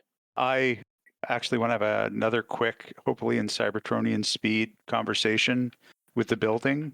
Okay. While you do that, I'll go see if I can jibby open that cage. All right. How are we doing on the mini cons, though? Or did we get... Oh, yeah. I was assuming that by now I've got them all out. Yeah, there's a couple of stragglers and maybe a couple of... It's hard to tell if they're wounded or what exactly is going on, but there's a few that can't move or choose not to move. Okay, well, they have a better chance of getting out than the guy in the cage. You're at this point, you're above 90%. Exactly where is a little rough to estimate, but... Okay, so rush into the bio-organic room thingy, and you see the cage, 8 feet tall, 16 feet long, probably 8 feet wide or deep, and you see the guy, for lack of a better word. He's got the full blood cycle going, so he's got tendrils of like pinkish liquid dripping off every square inch of his body, and his hands are up, so it looks like he's wearing a jacket with like tassels and stuff on it.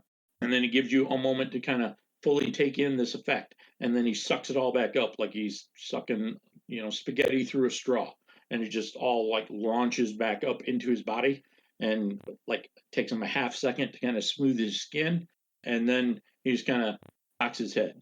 He has eyes and kind of a poke out area for a nose, but no mouth, kind of grayish skin. The eyes glow yellow. He has tendril things that would be hair, but it doesn't quite really look like hair. And he's just standing there staring at him. All right. Now tell me about the lock. No lock exists. You don't see any seams. You're not sure where the door is that it would open. And no panels, no wires, no control panel somewhere? There's nothing on the cage itself. Nothing on the cage itself. Okay. And there are wires and kind of burrows and raised parts in the floor where wires and things are clearly go, but they go everywhere. It's hard to narrow down what specifically is going to this cage and what isn't. All right. What's the nearest thing that looks like a console? There are several computer banks floating around. Okay. I would go to the closest one that looks like it could be connected to this thing in some way. Okay. You don't have advanced technology? No, but I have engineering, so if that helps at all. Yeah. All right, go ahead. Okay. It looks like a 19. Okay. Nope, that's a 20. Okay. You find the controls for the chamber. Oh, all right. But freeing it isn't flicking a switch and opening a door. That's okay. I wasn't quite at the freeing it stage. Are there any monitors to give me more of a hint about what this thing is and why it's contained here? Well, there are a few computer screens or monitors, but you don't speak Cybertronian? No, I don't. So you're telling me it's not in English. I'm hinting that it's not in English. All right. How about medicine? Did you say medicine? So science? Science, yeah. Yeah, I don't have that. Okay. Right now, my main theory is that if I blast the thing with electromagnetic energy, that it might short circuit something. But there's no way of unringing that bell if that's the direction I go. It's true. Classified, you got anything from the building on that thing yet? No. And one last kind of point of drama scaffold. Huh. This is the panel that controls the cage. And you can start the sequence to unlock the cage, but it's a sequence. The time has to pass. And you're not 100% sure why or what the purpose of that is. But as you are sitting there kind of squinting and eyebrows furrowed, trying to figure it out, it does kind of take both its hands and bang against the glass. And that is the loud banging that you heard earlier. Yeah. And it does it 3 or 4 times and then goes back to its little like bursting sores open to kind of bleed thing. All right. And are there any, like, does it have any sensors or anything plugged into it? Or is it really just by being in this vat that seems to be doing everything that it's doing? It doesn't have any sensors plugged into it that you are aware of. It's simply in the cage. All right. So yeah, I described it as a vat. It's just I couldn't just reach through bars, right? It's actually some kind of solid tube. Yeah. Okay. It's a box that happens. All of not the top or the bottom, but the other 4 sides appear to be made out of some sort of clear glass metal thingy. Clear gas. All right. I say classified. I know that you're doing a lot right now, but this really feels like you're the only person that can figure this one. Silence. Silence. All right. That's not good. All right. I go check on classified. Okay. So we'll really have to accelerate the process, but we're getting down to the nitty gritty. So Reaper, you are setting up explosives. That will require a roll here in a moment. Okay. Classified, what are you trying to do? What is the purpose of this final few minutes of conversation? So I'm talking to the building. My friend, I need you to tell me your name and download into me your story so that I might pass it on to the primes. Maybe in some way your sacrifice and the life that you've led and the experiences that you've had can help inform the others about the folly of this endless war. It would be nice to be remembered. I want that to happen for you. He gives you his biography. I've been kind of jumping back and forth between a couple of names, and I think I'm going to pause on telling you exactly who this is, simply because I don't want it to be Metroplex and then have Metroplex show up in issue 14 of the comic book. So let me dig on that a little bit deeper and find somebody appropriately obscure. It's Megaplex, his brother. Yeah. Suplex, the wrestling building. Actually, I think there is a Metroplex. But so yeah, and he gives you his full biography, all 4.7 million years of it. Most of it's boring, but he did some stuff back in the day. It takes Reaper 10 or 15 minutes to set up the explosives. Reaper, you do not have to roll because the building is helping you. Okay, I got a 25 anyway on my roll. Okay, yeah. And it would have been even higher because the building would have given you a buttload of upshifts. So I'm not super worried about that. I guess the final point of contention is what we're doing with the weird alien guy. Lit on whether it's worth rescuing him, and I don't know how to. So if somebody else is brave enough to open his cage, then I won't stand in your way. I mean, I have no idea how to open his cage. If you don't, I don't. The only person I know that can open that cage is either classified or one of the Autobots. I get on the radio to Hotfoot. I can't remember his name. Elon. Yes, and ask him to come check this out and see if he can assist us. Okay. He was mostly guarding out front with Hardman, taking in the sights. And when he comes in, Hardman, the building next door is essentially kind of where the space bridge is. And Hardman and Ambulon have been watching the building next door slowly get demolished. You can hear Prime roar. You can hear some other Autobots. There are clear signs of destruction. The fight that you are hearing is the main fight that happens in issue 12 of the Transformers. And that building is being wrecked. The space bridge's blinking continues. The water spout has stopped. May or may not be a good thing. And you guys are just wondering exactly when you need to sound the alarm when classified calls for Ambulon to come in.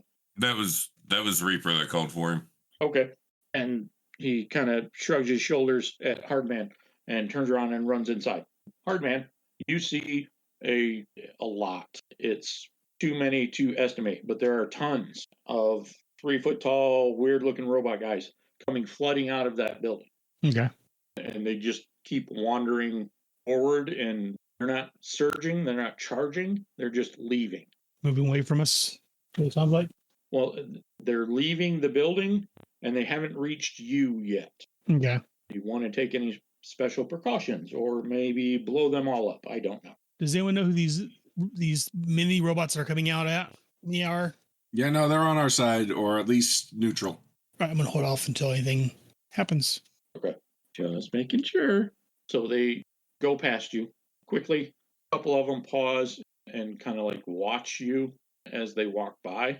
One or two touch you and seem to be repulsed by the fact that when they push their finger into like your thigh or something, that it has give and it is not made out of metal. That's so weird.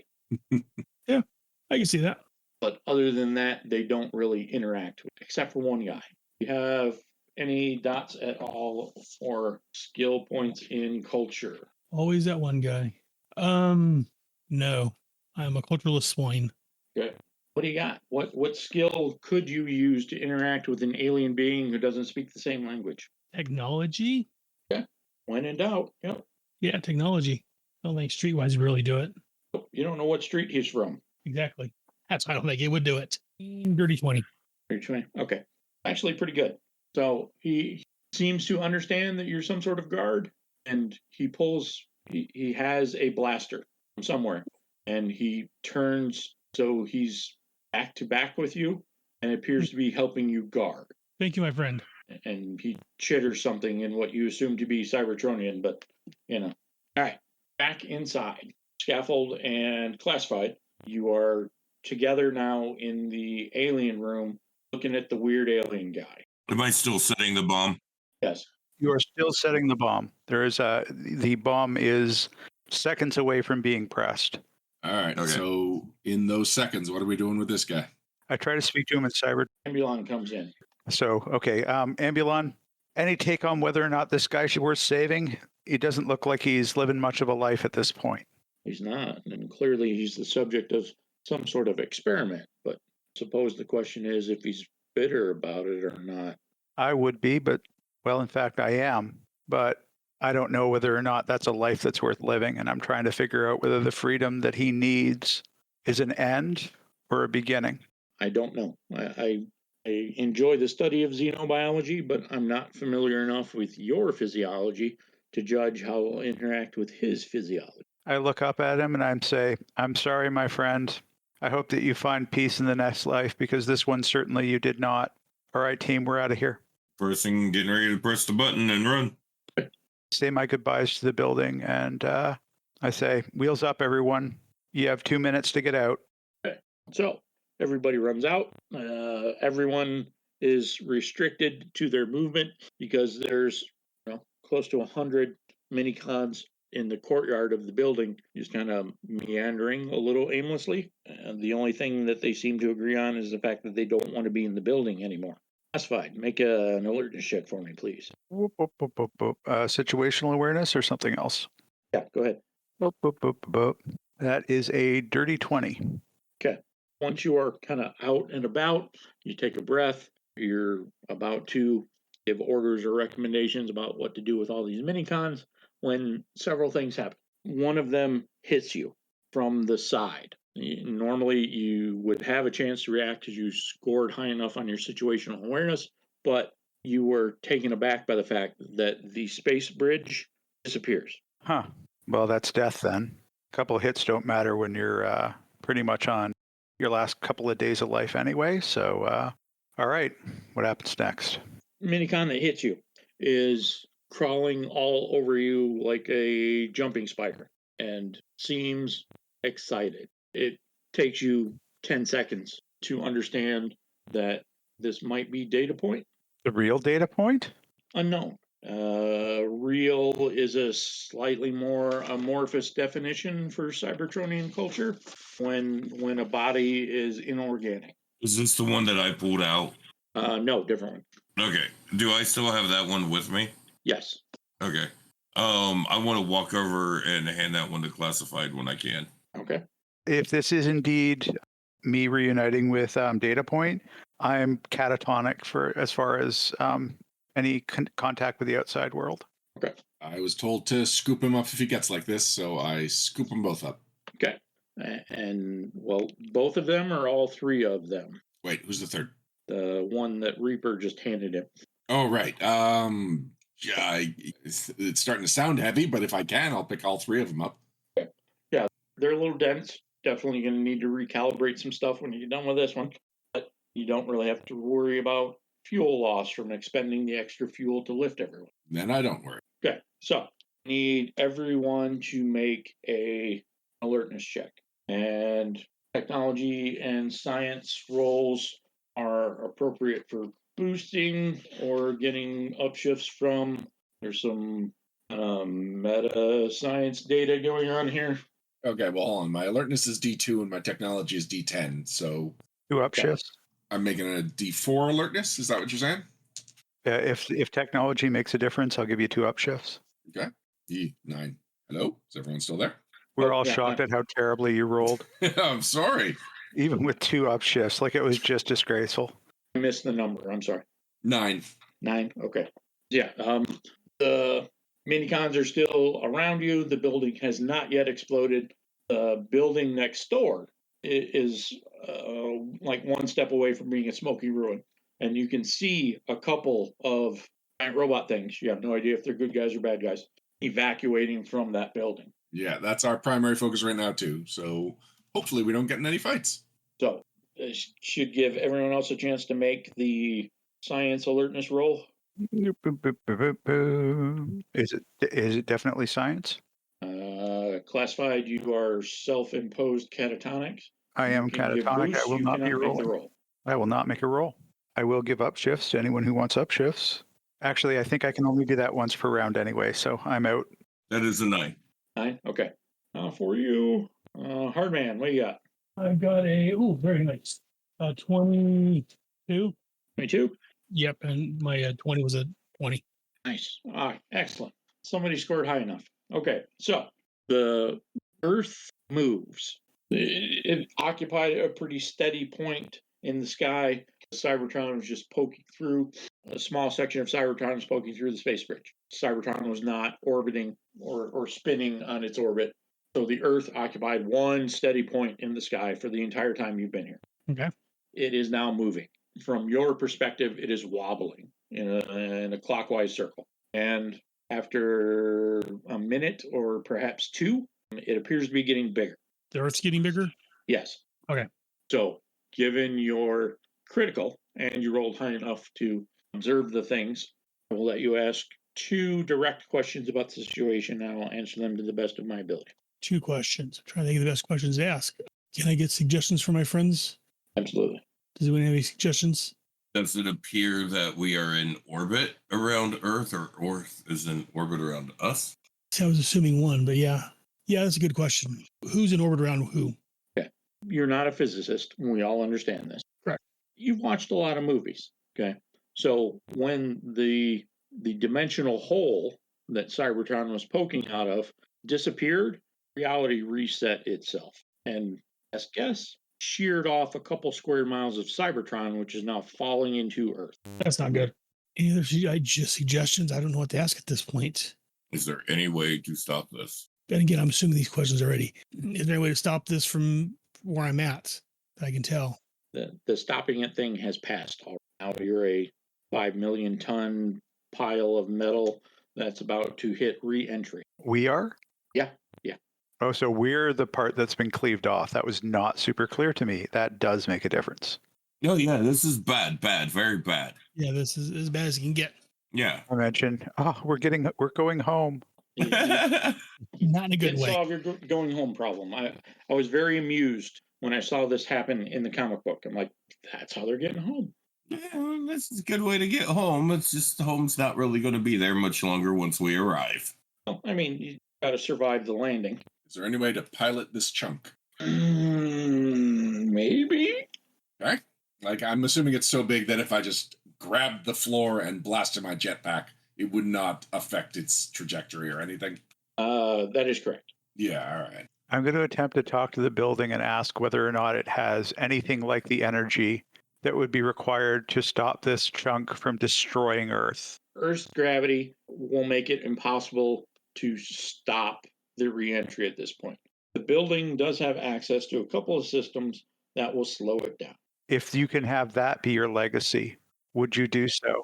It might save billions of lives on my Earth. I can only ask you. We've already gotten so much from you. But if you could do that, that one thing could be more important than anything that you've done in the millenniums of your life. Yeah, he'll do that. Cool. Thanks, bud. And your best option for survival is you need to be protected from your entry.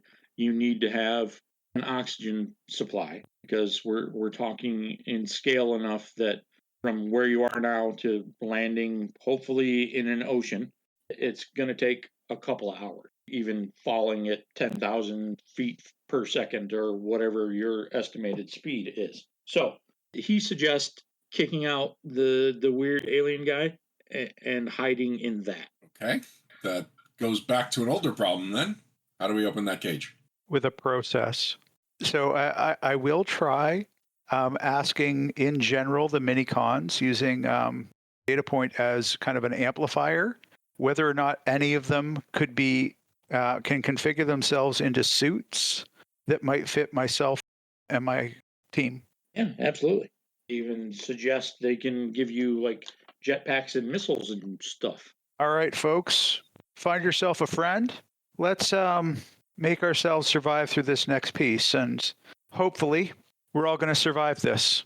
So I'm going to try and shepherd the minicons towards the team and see whether or not they can create a few environmental proof suits that will essentially keep us all going. Yeah. I picked a minicon buddy.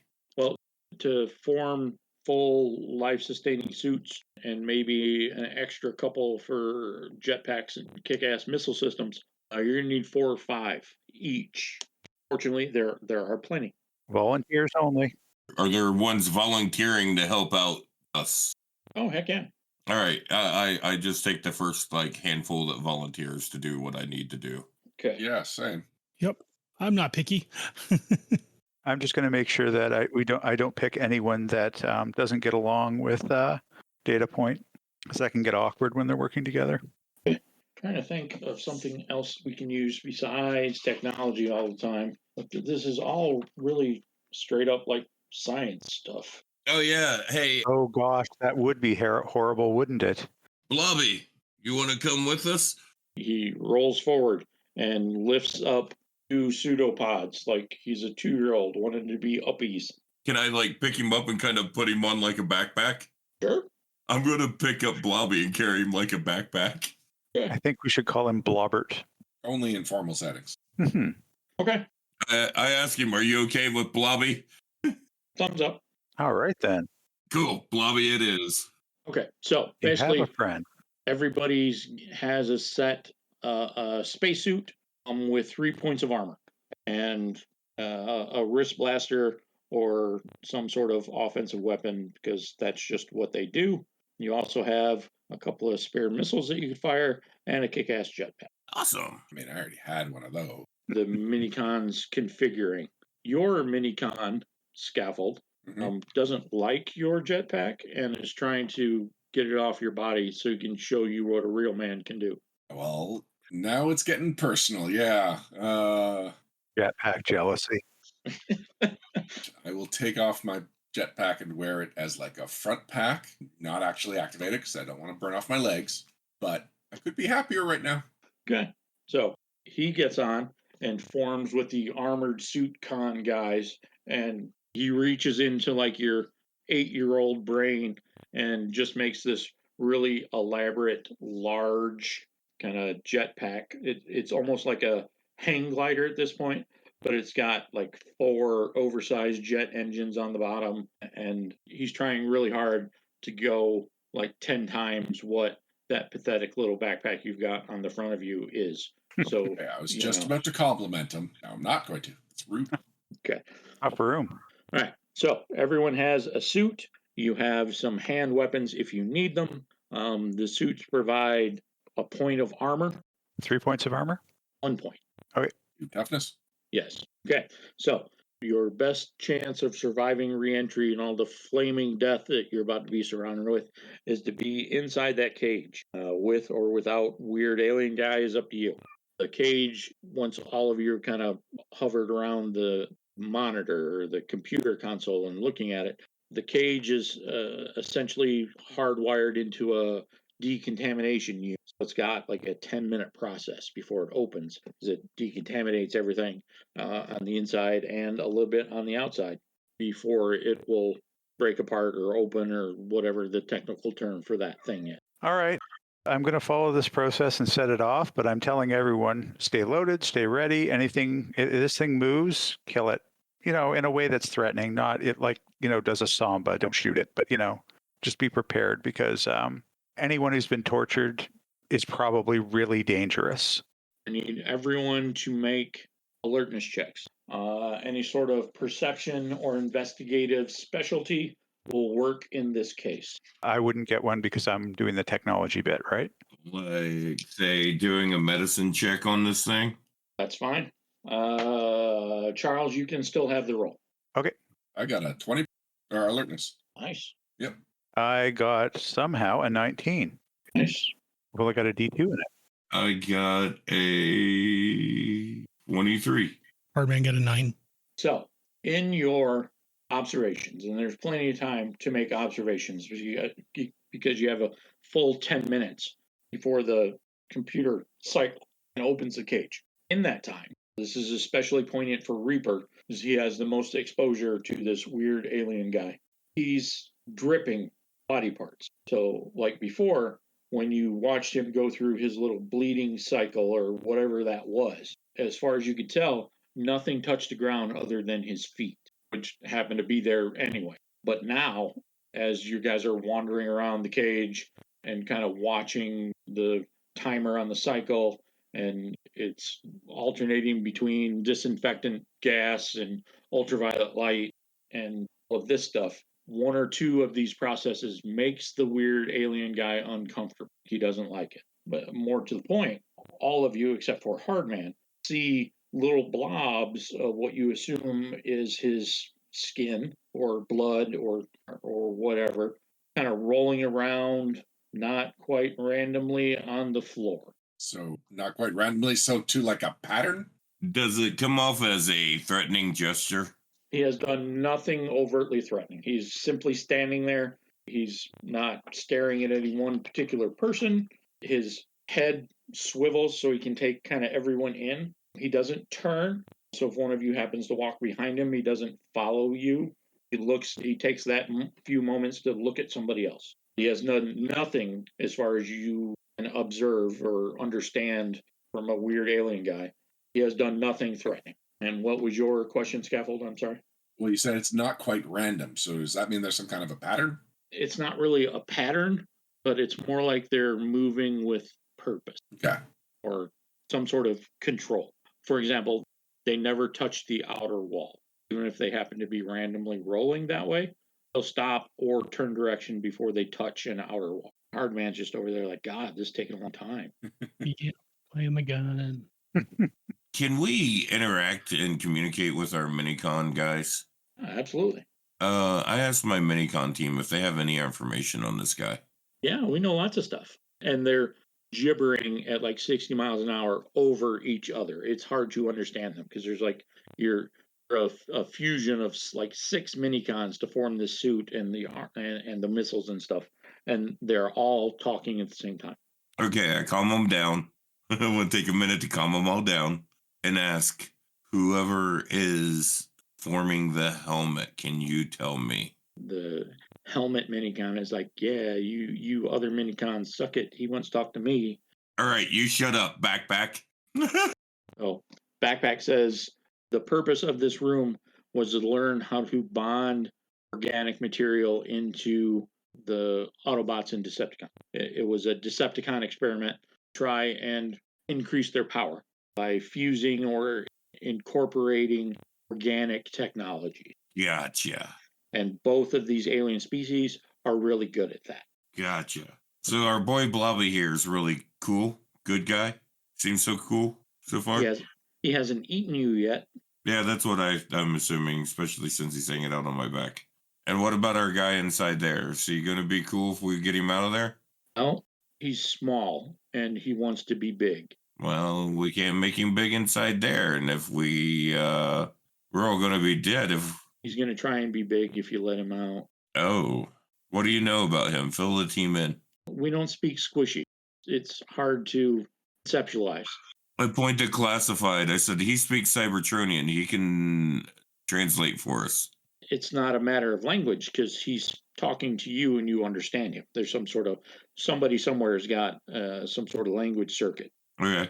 It's a cultural thing because he's a sentient being made out of metal and you are not. Okay, he doesn't know how to relay the information. Yeah. Gotcha. So I'm going to take a look and see whether or not there's any way to cycle this thing that it removes all the atmosphere out of it so that you can kind of dehydrate him so we can get rid of him before we go in, because I don't feel that this is something that should be let out on Cybertron or Earth or anywhere else. Okay. Give me technology roll. Hey, I like those. Anybody, Reaper, do you want to use your biology thing to give me an upshift or a edge? Yeah, I can use my science, advanced alien medicine. Boop, boop, boop, boop, boop. I'd say that's probably an upshift. Sure. All right. So that is not a D12. That is 2 8s. I need more 8s. Okay, cool. I got an 8 on the 8. And I got a nat 20. So 8 plus 3 plus 20 is a 31 with a crit on the 20. Oh, 2 And a crits. crit on one of the 8s, too. Yeah, 2 crits. So, yeah, you can pump in an extra desalination cycle. Take some of the humidity out of the air so it makes it comfortable. And you just crank that up to 11 or 12. So it takes a minute or two before it starts affecting him, but you can see him start to like wither with the moisture leaving his body. And one of the first thing he does is pull back all of the little droplets that are floating around on the bottom of the floor. And even that only works for a few extra seconds. So he kind of cowers in one corner and just kind of becomes smaller and more wrinkly and drying out like desiccated mummy bodies in all the Indiana Jones movies. Gotcha. I say, I'm sorry, my friend, but this is all that I can give you as a quick death. Using all of your veterinary skills and advanced technology, I need you guys to make me one more roll, please. One more, alertness? You know what? Yeah, let's do alertness. Alertness works better. Advanced alien medicine work? Yeah, advanced technology and the alien veterinary stuff will give you boosters Boosters? Okay. or upshifts. Upshifts. Okay, cool. So I have a science biology, which is an alien, but I do have a technology, so I'll take the upshift for that. I got a 24 with a crit on my D8. I got a 15. I'm loving this die tonight. Okay. Crit on the 20 and a 1 on both the 4s. Oh, sorry, that one's a 2. So a 1 on the 2 and a 1 on the 4. The blue one is a 2. Hardman. And Hardman used up all his good rolls. I got a 3. Nice. Okay. So the cycle completes. The cage unfolds. The bottom is like the anchor. The 4 walls kind of fall down flat, and one of the walls takes the ceiling with it, and it folds down, so it is also flat. What do you want to do with the body? Move it and burn it. Yeah, I was going to say, what do we have to burn it with? Jetpacks. Those we have. All right. Anyone want to say a few words? Ashes, ashes, dust to dust. Let's burn this motherfucker and get in there before we die. Sounds good. Turn the jetpacks on it and say, may you find a better life in the next. Because this one, well, was not a good one for you. And burn it to shreds if we can. Yeah, maybe I'll handle the burning since I'm already used to blasting people with my jetpack exhaust. That does sound like a good idea. I would like to set the see if I can get the cage to both lock and then open in 12 hours so that we're not stuck in it at some point and hoping that we can somehow get out of it. Because if it could hold that, I'm not sure that we would be able to break out of it by force. Yeah, and the building will help you do that. Oh, thank you. And he says, good luck. I'm going to have to concentrate my systems on fire prevention and not melting, so my voice and higher logic circuits are going to go offline. I wish you the best of luck, my new friends. May you finally end this horrible war for us. And should this be the end of you, know that your story will continue and that people will know your name. I don't, but I'm sure that when I find out your name, people will know your name. Write it down.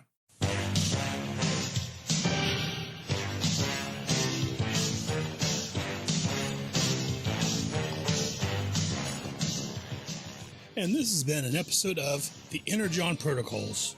The Energon Protocols stars Aaron Moss as Hardman and as Stealth Mode, Eric Ergen as Copper Stout, Ryan Costello as Scaffold and Shoehorn, Joshua McGuire as Reaper and Mongoose, Charles Cushman as Classified and Ghost Town, and starring Eric Smith as the Storyteller.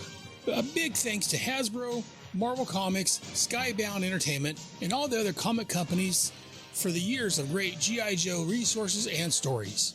And thanks to Renegade Studios and all their employees for their role-playing game.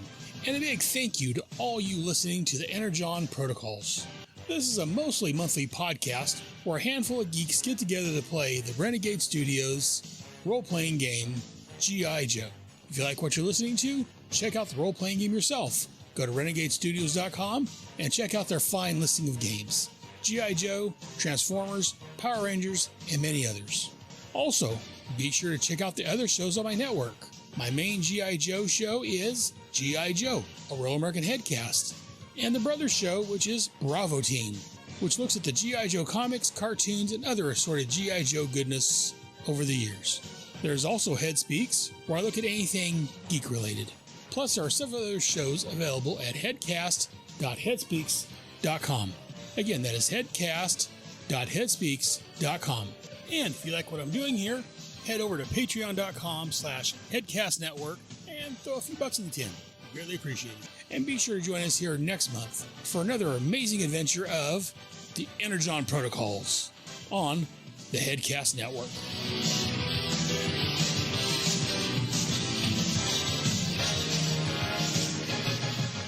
Yo, Joe.